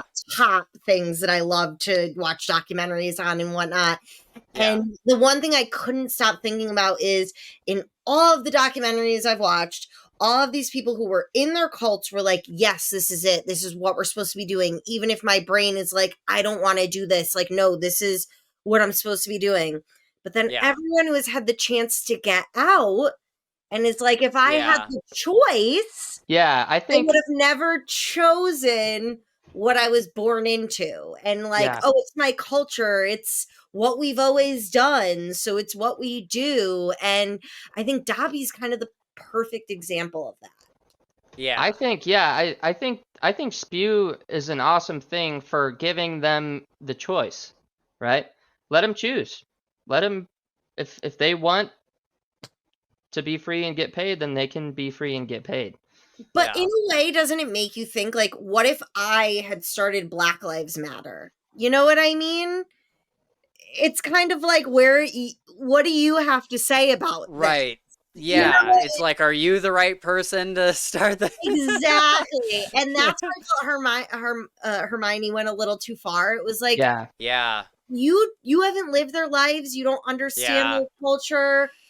If Dobby was heading this, all right, all for it. Right. Go for it. But it wasn't, you know? Yeah. So that was like my major problem with it, where I was like, I see where she's coming from, but I think you're going about it in the completely Yes. wrong way. Yeah. Right. Yeah, that's a good point. I didn't even think about that. Yeah. And I honestly, I totally forget what ends up happening with Spew by the end of the books. I don't think So I'll anything be really Yeah, happened. I don't think anything Yeah. more happens. Well, I think it like keeps going at least into the 5th book, and then in the 7th book things get kind of crazy. But I know I know Winky comes up again, so I don't know. By the way, it's so I don't know, not like funny, but it's kind of funny that Winky just becomes like a raging alcoholic. Yeah. Yeah. She's just like in the kitchen, just like drinking like And Dobby's like, crazy. yeah, she drinks like 30 a day or something at this point. Yeah. And then Ron's like, oh, that can't be very strong stuff, right? And she's Yeah. just She just like, passes out and they just like You- tuck her into her tea towel and like Yeah. pretend she's not there. Oh my God. Oh, jeez. I'm upset that we didn't get her in the movies. yeah. Yeah, that's a huge like missed opportunity. That's Huge how missed I feel. Absolutely. Like the female protagonist to Dobby, you know, like it would have been great. Yeah. She would have been a perfect fit for those, and especially, I think the Spew storyline, like even if that hadn't been like a major plot line throughout the movies, but like something happening in the background, it would have been nice to at least have like a nod to it or something, I think. Harry asks out Cho Chang to the Oh, yeah. ball, Sad. and she's going with Cedric. And so far, Harry and I have a very similar interest in women. Asians and redheads. I'm like, I'm with you. I've never felt so close to being Harry Potter. But yeah, he asks her out and she is going with Cedric. Yeah, do we see anything happen? Like, does he end up dating Cho Chang in the movies? Oh no, that's I right. 'Cause can't- he ends up with Ginny, right? That's who. Yeah. Which I would have thought Ginny and oh my Neville? God, Neville would have actually been a really cute pairing in the Yeah, end. for I was sure. like, I that know. would have actually been a great plot point in the end. That like, Yeah. you know, I she said think yes because she felt bad, and then like they right. actually ended up together. I thought that would have been really cute. I think the couples that make the most sense are, like you said, Ginny and Neville, Harry and Hermione, not Hermione and Ron, Yes. and Yes. Ron Ron and Luna Lovegood. Okay, the only thing I would maybe like swap with you is I almost could have seen Harry with Luna. I could have almost seen that What? together because of the way that like when they both saw the Thestrals and like she's like explaining like, yeah, like what do you mean? Like this is normal. Like if you've had a Maybe if she had been like a more like mature character or Yeah. like, but she like can't match Harry's like ambition and like drive and all that. But Like we can agree that we don't understand Hermione and Ron. Hermione and Ron makes almost no sense. No sense. Yeah, for sure. Like that is one that I remember being like a kid and not like I hadn't read the books or anything, and somebody told me I just assumed that Hermione was like Harry's love interest. Yep. And somebody told me in like high school or something, no, Hermione ends up with like Ron. And I remember being like, what? Yeah. Like okay. I never understood it. No. But Although I did love in this book, which we don't get in the movie, that Ron's mom gets mad about this and like shuns Hermione. Yes, that was so good. And Harry has to be like, that's not true, right? Like it's just some journalist being crazy.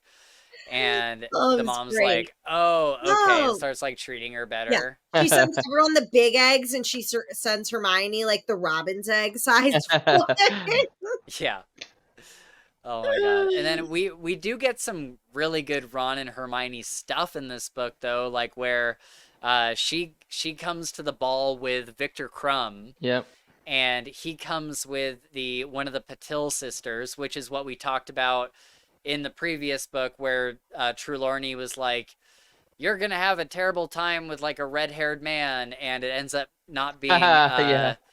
the first sister. It ends up being the second sister because they're identical. But yeah, so Ron comes with her and he's just like pining after Hermione the whole time. And once he learns that she's come to the ball with Victor, he's just like, what did I do? And she's looking gorgeous. Emma Watson looked incredible in this scene. Yep. And man, it's just so funny because earlier he's like, he asked her as a last resort, he's like, hey, you're a girl, why don't you come with one of us? Yep. And she gets mad. Yeah. And she's like no, like somebody asked me. And he's like, nobody asked you, come on. He's like, nobody asked you. And she's like, no, somebody asked me. He's like, okay, we get it. Like you're worthy of being asked. Now will you please go with us? And she was like, screw you. Yeah. Like I loved that whole scene. It was just such a blow up. And then we get this like kind of sad scene where Ron, so in the middle of the ball, Ron blows up on Hermione, saying, Victor, and God, what an awful, awful thing to say. He says, Victor only came with you because he's trying to get like secrets about Harry to like win the tournament. Yep. And she's like, for your information, we haven't talked about the tournament at all. And he's mostly been asking me about like books and stuff. Like, screw you, dude. Yep. And she gets up and walks away. And then when Harry is entering the Gryffindor common room, we see that Ron has like run after her and they're like blowing up at each other in the like the space between the boys' dorm and the girls' dorm. And we don't know exactly what was said. She's like, well, then maybe you should have asked me first before somebody else did, and not as a last resort. A last resort. That's my favorite part, when she's like, you shouldn't have asked me as a last resort. Like, I was like, yes, girl, yes. And so, yeah, I like this because it's like, okay, so now she kind of knows that he's like jealous over this thing. So she knows that he's like kind of into her. And he's like wrestling with his feelings about her. And so over the next couple books, we'll get a lot of like Ron and Hermione. Yeah. Like, should they, will they, won't they kind of stuff. Yep. And I love those parts of the book. Yeah. Books. I loved that part when she was like, Yeah. "Don't ask me as a last resort. Like, don't act like I'm not a desirable woman, especially after her teeth got fixed. Come on." Yes. Oh my gosh. Yeah. And she had like a pound of the gel thing in her hair to make it Yeah. less frizzy. Like, come on, she put in the effort, She guys. put Like, in the effort. Yeah. appreciate Yeah. it. And what's funny is I think in the next two movies after this, her hair is like all straight. And so I don't know if they're trying to play it off as like she Yeah. just like fixed her hair permanently. Like I just liked how she said, "Well, when I went to get my teeth fixed, McGonagall was like, Yeah. tell me to stop when we're back to the original." And she was like, I just kept letting her go. I Mhm. was like, Yeah, why not? Yeah, for She's like, sure. you know, my parents, they're dentists. They want it to be natural. And I'm like, no, girlfriend. Yeah. Like, I could fix this right yeah, now. like it can be Yep. fixed in 2 seconds. I mean, it was on equal par to Dudley getting a weird snake for a tongue after he had just dealt with his whole pigtail Yeah. ordeal. And that was Right. Yeah. Oh, dude, the thing at the beginning yeah, with him getting his like tongue yeah, enlarged and Yep. Mr. Weasley's like trying to help him, but they're and they're not like, letting no, him. don't do anything. And he's like, no, like I have to. Like Yeah, I need and his tongue. and the mom is like trying to pull the tongue out of his mouth. Like, what are you doing? Like, stop it. So great. Oh my god. I loved after the Yule Ball, the lady in the painting is like super drunk and she Smashed. has a friend there and they're just like passed out and Harry has to like yell at her to Yep. wake her up. Yep. I'm like And she wakes that. up and like, get away. Yeah, that's super funny. And then Harry seeing Barty Crouch on the map. This was interesting because this is the same thing that happened last year with Peter Pettigrew. And it's like, Yeah. have you not learned your lesson yet? Like, if you Yeah, see for real. something weird on the map, It's because there's something weird on the map. yes, someone is either an animagus or they're using polyjuice or Yep. something. And you could tell in the way that Mooney was so relieved to be given the map that like it was like, all right, why aren't you thinking more about this? Like Right. Yeah, for sure. For sure. he doesn't want you to see that map for a reason. Yeah. Or how about like with Crumb? I felt like it was way more in the book. He's like kind of a jealous guy where you didn't really get that in the movie. No, yeah, you didn't get that at all. And At all. I think I really liked Crumb as a character, even though he like turned out to be like a dark wizard. I loved all of his just stuff with Hermione where they're like both really into books and they're like I don't know, he's like, can I like visit you or can you visit me or like all this Yep. stuff. I'm like, I wish that had gone on for like another book and she would have been like kind of dating Crumb for a little bit. That would have been That cool. would have been great. Yeah. Because I was always confused by like, wait, isn't he like the Quidditch guy that like Ron wants the like autograph from? So how is he also in the Tri-Wizards tournament? I had initially just through the movie been very confused by that. Right. Yeah, for sure. Oh, we get this great scene where Harry goes to Dumbledore and he's like, this is right after he had like a freak out in divinations class. And he's like, I was in divinations class and I fell asleep. And then he like waits to see if Dumbledore is gonna like reprimand him. And Dumbledore just says, understandable, continue. That's so funny. That's Dumbledore awesome. just has no like respect for Trelawney like Yep. at all.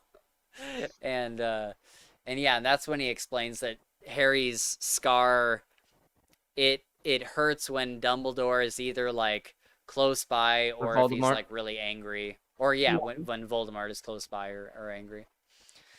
And I think in that same scene, he explains that Neville's parents were Aurors, Yeah. and they were tortured for information regarding Voldemort, Yep. and they're now in St. Mungo's. Yes. Yeah, that was really sad. Yeah. Yeah. And I think there's like, I can't remember if it says explicitly in the book or if it's like a widely held theory. I know that it's something that like everybody believes, but Neville basically could have been the chosen one because the only prophecy isn't even really real. It's just that like Voldemort believes the prophecy is real, and Neville was like, if like Voldemort had like two options of people to kill, and it was either like going to be the Potters or it was going to be the Longbottoms, Yep. and he ended up going after the Potters, and so Neville has his own like really interesting kind of backstory with all this. Is that ever brought up in the movies? Neville and his parents? I think It's like very briefly. Yeah. yeah, because we see the hospital, and he's in there, and I think he briefly explains that like his parents are there and he was like seeing them and stuff. Moody also explains when they're, or he hints at when he's doing the lesson in the movie, you know, doing all the curse or the Yeah. unforgivable curses, and he's like, Yeah. Neville, come up here. There's one that I know you know about, and he's like, yeah, the Crucio or Cruciatus curse Right. or whatever. Right. Isn't Right. Neville just like very much like the epitome of an underdog, where like Oh, totally. everybody just underestimates him the whole time, and then Yeah, if Neville's you awesome, find out dude. it's like the crucial piece you needed to Yeah. succeed. Yeah, Yeah. Neville's awesome, man. I really like that character a lot. Especially Staple. like he Yeah. from like this book onward, he gets like bigger and bigger Yep. roles in the story. Really? Okay. Yeah. Yeah. And then like, I mean his significant. IRL glow up. I mean, it has to be Yeah. noted. It has to be noted. Yeah. I think Nova was telling me about that the other day. She's like, he's like hot now, and I'm like, Wait, what? Nova. And You I know what I'm talking about, that Nova, Yeah. where Neville is just like nothing, and then he's like, "Oh my god!" Yeah, he's like Look at him. he's like ripped, and he looks like a lumberjack man. It just, Oh, he I'm grew like, into his face. He got the facial hair right. Where like Yep. I am a huge supporter of facial hair. My husband Mhm. really had basically nothing when I met him, and now he has had a full beard for about 15 years now.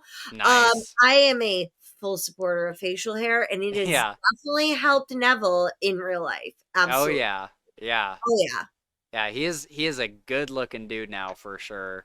Matter of fact, I think he does like modeling and stuff. I'm pretty sure. I could see him in like a Gap, or even like, a Yeah. Gucci, like, let me show off my jeans. Oh, yes. Right. Yes. Yes.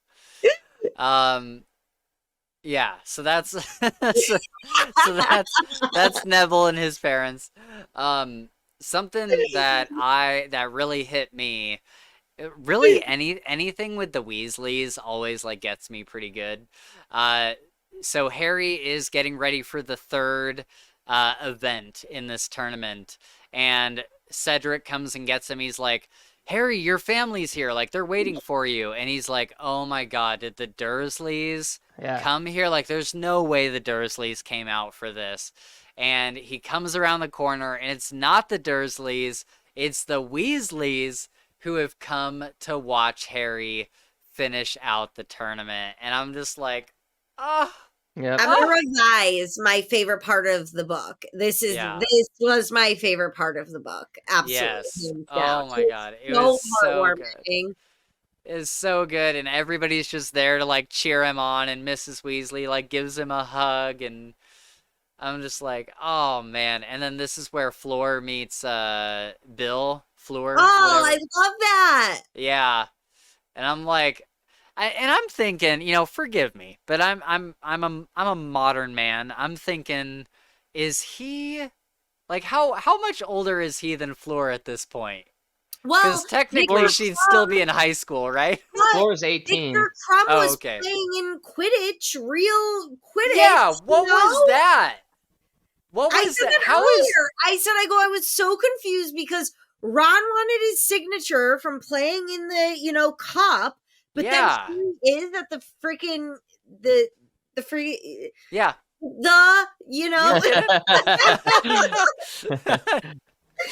Sorry, the Goblet of Fire tournament, Yeah. the Tri-Wizard tournament, and I was like, but wait, how old are all of these people? What are I know. I know. I was so confused on the Crumb thing. I'm like, so does is he like still in high school and playing at a professional level, or like what is going on But I here? thought the same thing when you finally read in the books where Floor sees, who is it, Charlie or Bill. it's Bill, and you're like, oh wait, they end up together later in the Right. movie. We know this, but Yeah. I literally thought, I go, wait, isn't she still in quote unquote high school? But then I Yeah. was like, wait, Victor is in high school, and I was like, I am very confused about. Yeah. Are we looking at vampire age years here? I Because know. that'll make it make sense. Yeah. Probably. Yeah. Right. Probably. Yeah. I mean, I don't know. Edward Cullen is in this movie. Yeah, he is that dude. This his is his entrance in the movie was so funny at the very beginning. Like they meet his dad, and then he like drops from above, and I'm like, that was the most Edward Cullen move. That's the most Edward Cullen vampire crap you've ever seen, dude. I said, was this his, like, this was his, like, I'm blanking on the word, like, Breakout. Debut. his pre-story. Debut. Like, he had Twilight, right? And that's Yeah. his life story, his Yeah. story Magnum before opus. that. Oh, okay. His prequel. Yes, his prequel. I was thinking, like, is this supposed to, like, tie together? Like, he Right. wasn't, and he died, and guess what? Now he's a vampire in Right. Washington. Yeah, exactly. Yeah. Yeah, his entrance was super funny. I was like, okay, Edward Cullen. It's I just see very you. surprising to bring in an actor like that and then kill them off. You don't see that, so that's another reason Well, it's so at the unexpected. at the time of this movie, he was a nobody. Nobody knew who Robert Pattinson was, and it wasn't until 2009 when he started doing Twilight. So he wasn't even like a big star yet, like at all. Okay, that makes sense then. That Yeah, makes sense. Okay. because you would think if they're gonna bring in Robert Pattinson, they're gonna have him around for a few movies. But do you think Robert Pattinson at that age would have played a good Harry Potter? No. Yeah, I don't He either. was too good looking. Yeah. for it. Yeah, Yeah, too good probably looking not. for Harry. Yeah, that's But I true. mean, I always think of, I like to say Game of Thrones broke me. Game of Thrones broke me. When one of the main characters dies, right? You're just like, I didn't expect this to be happening. I never expected this to be the plot line. Where does my brain even go from here? Because none of my future scenarios had them not in it. They were in Right. every future scenario. And so Right. George R. R. Martin's quote where he says, in history, sometimes the good guys die. Mm-hmm. And that is just something that it has been so impactful and is stuck with me in every book I have read since I read that interview and read those books, where Yeah. I'm like, okay, just because we like someone, Yeah. they're not guaranteed to live. And in fantasy, we're so used to being given those outs. Right. They can come back, or it's not what you thought, and A, B, C, D, whatever. Yeah.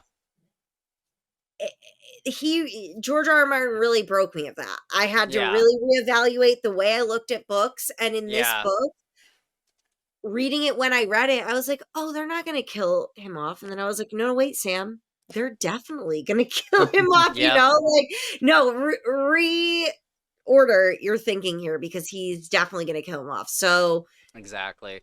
And Cedric's death, I talked about that already. It kind of marked a point in the series where you're like reevaluating how you're looking at the series.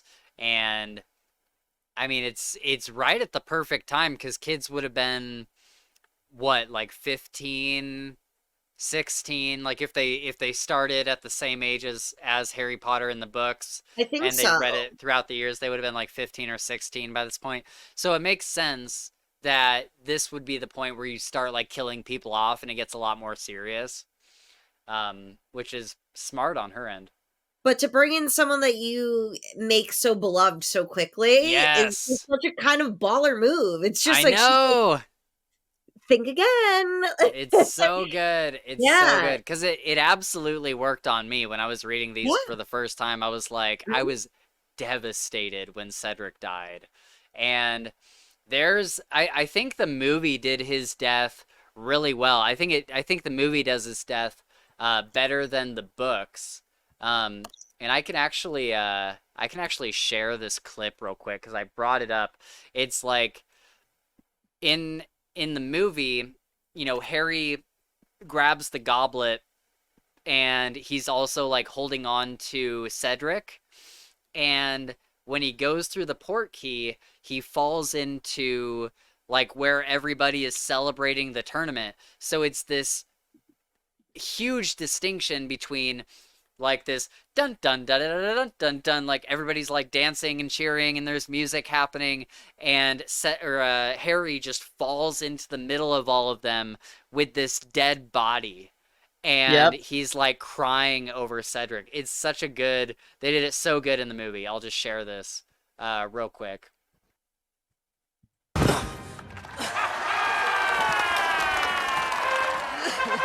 And they're all just like cheering around him. And then Fleur finally goes.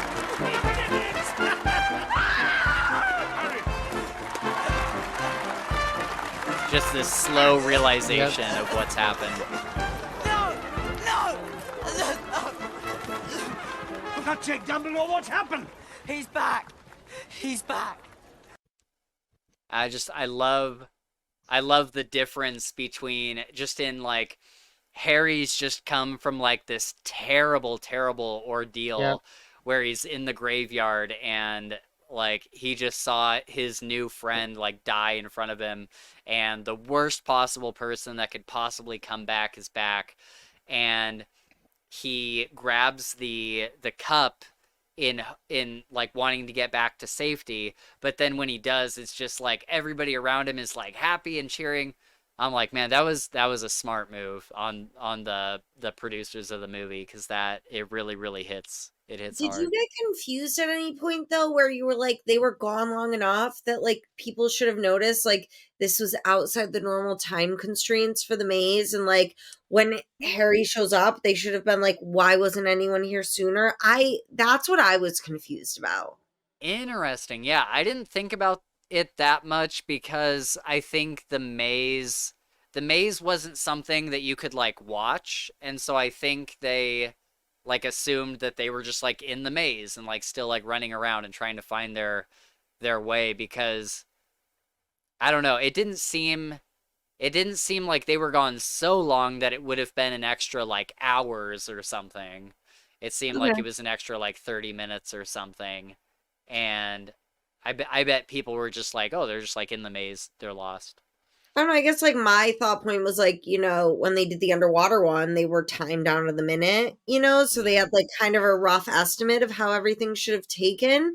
Yeah, So I guess when I was reading it, I kept expecting people to show up and save them. And when it right. took them like getting to the, port key back and everyone Yeah, cheering to realize like, oh, was wrong, I was like, oh, I just thought it would have been detected earlier, I guess. right. Yeah, that's fair. Um, okay, so as we wrap up here, let's talk about the graveyard battle, because Harry gets out here and we kind of get the villain monologue from Voldemort, and uh Wormtail, Peter Pettigrew does this whole like ritual to bring him from like this The child's body. resurrection ritual. Yeah. And I'm curious what this body was. Like, what was this frail little Voldemort body? Like, was that a child that they had like killed or something? Well, I think Um, that's just what he was. That's just what he was like, because I mean, before, right? He was like on wrapped around this dude's head, right? He was just kind of a head. yeah, and then he went Like it back to came through being a like a cell. yeah, and then he went back to being like a disembodied spirit, and he talks about like he's like, "Oh yeah, I was able to like possess people, but I wasn't able to like fully come back." And he's like, "I thought I had it with Quirrell, but then like Harry blasted Quirrell into like a million pieces, and then from there he's like, I went back to being a spirit, and I think he took over Nagini, and from there Peter was able to like find him and find him like a suitable host body. You don't Um, think he could like? I'm assuming if he's got one ritual, he's probably got others. Like, does it state for sure that he took a child's body, or do you think? it My thought is no just like he's magic. He probably just grew it from nothing, which is what he does for the resurrection too. He's tiny and then he gets huge. No, no, because so it doesn't say for sure that it was a child's body, but it says he was like this disembodied spirit, Hmm. and he wasn't able to come back to the physical world, and there was no other Death Eaters that were like trying to perform rituals to make him come back, and it wasn't until Peter came through who was actually able to perform some sort of Oh, the ritual to turn ritual him to into get him to like come this, back. in Okay. yeah, into like Yeah. this thing. And so I don't know if it was just like if it was like a ritual he performed that got him like kind of in a humanish body, or if it was like a child's body that he Yeah. like took over. It doesn't say for certain. So I thought of it in the sense of where like I've read a lot of books where like there've been demons in them, and demons in almost every book I've read can't be killed, right? So you might kill them, quote unquote kill them, but over time they will be able to like reassemble their old bodies. Like you cannot Right. permanently destroy these beings. And that's kind of what I looked at it as with Voldemort, where Hmm. they destroyed him at one point, but as he says, like he's almost lost to the wind, and his consciousness keeps regaining over time, and he can slowly rebuild up the body that he once had. And so that's why he would have maybe been in like a baby's form originally. And then the more he killed, the more he sucked up whatever, he could rebuild what he had. That's Mm. that's how I looked at it. Yeah, so he cannot like reassemble himself. Like he's put himself into like 7 different Yeah. Horcruxes. And he like lives through those in kind of like this disembodied way. And it takes someone on the outside to like physically pull him back into the real world. And he even says that like even when he met Quirrell, he wasn't able to just like hitch a ride on the back of his head. He had to like talk to him and convince him onto his side. And then Quirrell performed a ritual which allowed him to like hitch a ride. Um, and so yeah, I've always been like super confused on what the little like infant body was. Like I don't know if that was like I mean it says that Peter did that, like he was able to pull him in and like turn him into this thing, but I don't know if he like needed a body to do that because he didn't need like a full like human body to turn into Mhm. Voldemort as we know him. So maybe Peter's magic just wasn't strong enough to like fully bring him back or something. Mm. And then he says like he's like we needed the a bone from my father's skeleton, and that like provided like the human shape. And so maybe Peter had like the bone of like a child or like an animal or something. I don't know. But I was kind of thinking like what if he possessed Nagini for a while? I could see him doing that because he has like power over snakes and stuff. Yep. Okay, so yeah, we just went through like his whole like monologue basically. Um and so this is where he talks about Harry being protected by a home where like blood relatives reside. And then he's like telling Harry, okay, we're gonna duel and we have to bow to each other. We have to like observe the Yep. niceties, because that's what Dumbledore would want.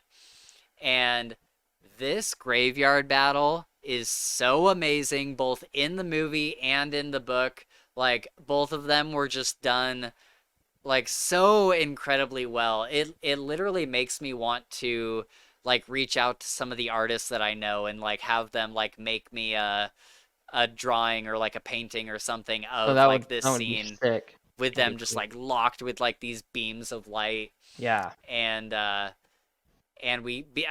didn't like fully understand it, but because the wands are brothers, they like canceled each other out, and it led to like releasing all these shades of the people that Voldemort has killed. So we get Cedric, we get Bertha Jorkins, we get the guy from the beginning that Voldemort kills, we get Harry's parents. Yeah.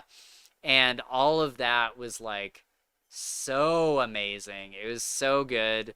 Anytime Harry gets to like see his parents, I'm so on board. I'm so I on think I board. was surprised that had been that few people Voldemort had killed. I'm sure that thought, there's many, many more, but these are all like, I think it's just the ones like in relation to this story, probably. yes, but I feel like it was portrayed as like, oh, the most like recent ones he had done, and I was like, is that all he's killed?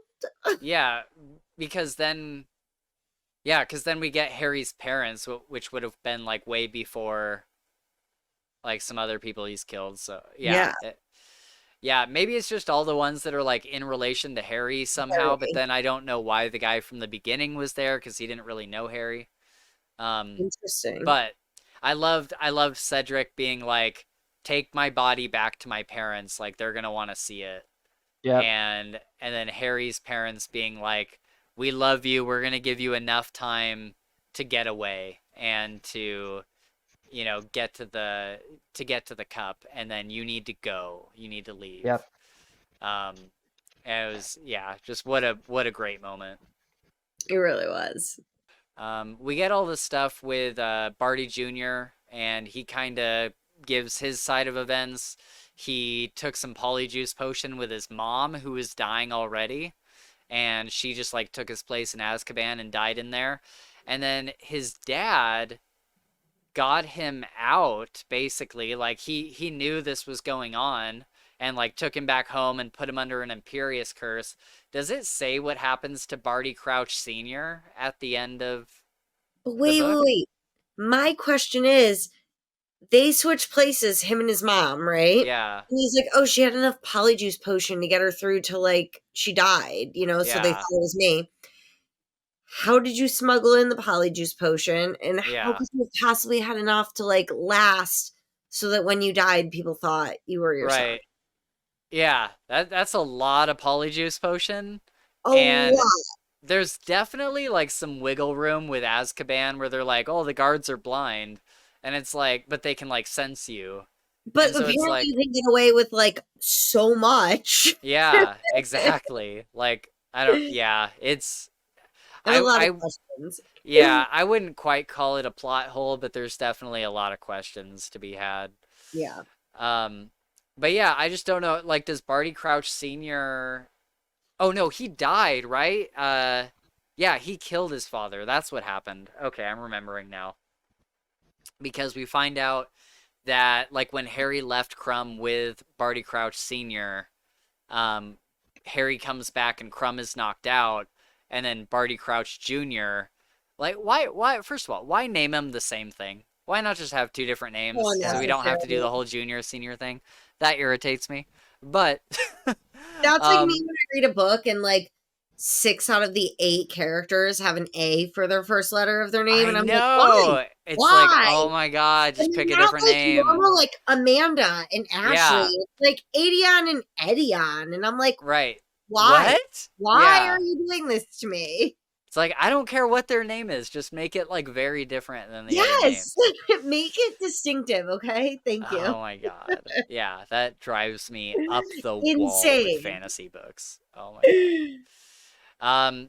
So then one of the last things we get is Fudge not believing that Voldemort is back. This is like a crazy argument that happens at the end of this book that we don't see in the movies. And there's Can like I this. say something as someone who has only, seen and read what I have? That was the moment that I felt for the first time that I understood the following movies where Dumbledore is kind of pushed out. I had never understood it up until that point, and I was like, oh, the bad guys have dug in so deep into every part of like government that the good guys like Dumbledore will have to hide to be able to get the good things done. And that was the first moment in these books that I read something and I was like, oh, this is why we get that crazy woman at one point in the pink suit who puts up all the rule signs and whatnot. Like, everything else finally made sense to me. I was like, oh, because Yep. they have gotten in, the bad guys have Infiltrated. infiltrated. That's it. Thank you. Exactly. Yeah. Yep. And Fudge, he's not even I wouldn't even say that he's been taken over by like the dark side or anything. He's kind of just an idiot. Like he's kind of just like an honest, like skeptic idiot. Yeah. And he like oh man, I was like genuinely getting red in the face at the end of this book when they were having this discussion where he's like, I can't believe what I'm hearing, Dumbledore. Like, why would you ever think that he's come back? It's like, oh my God, dude. You have so many people in front of you telling you that this is what's going on, and you're not believing them. And this leads to a series of like cascading events over the next 2 books. And so this conversation right here is like why the series not like ends the way it does, but why it like gets to that point is because this idiot did not believe that Voldemort was coming back. And And knowing what I knew coming up, I knew in that moment, I was like, oh, this is it. I was like, mhm, this explains everything I've questioned. yep, Not reading the books. I was like, now it all makes sense. yes, He can't trust the people he's supposed to be able to trust. right, Dumbledore. yep. It's awful. Like I Fudge makes me so mad.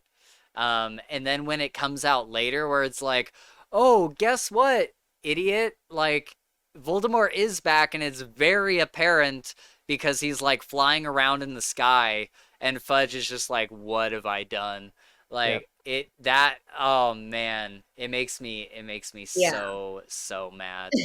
Um but yeah, then uh Dumbledore tells he tells the school, like the rest of the school, he like honors Cedric and tells all of them that Voldemort is back. He's like, the ministry doesn't want me to tell you this, and like some of your parents are not going to be cool with me telling you this, but I feel like it's my duty to like tell you that Voldemort is back and he's back in power and we have a lot to fear over the next couple years.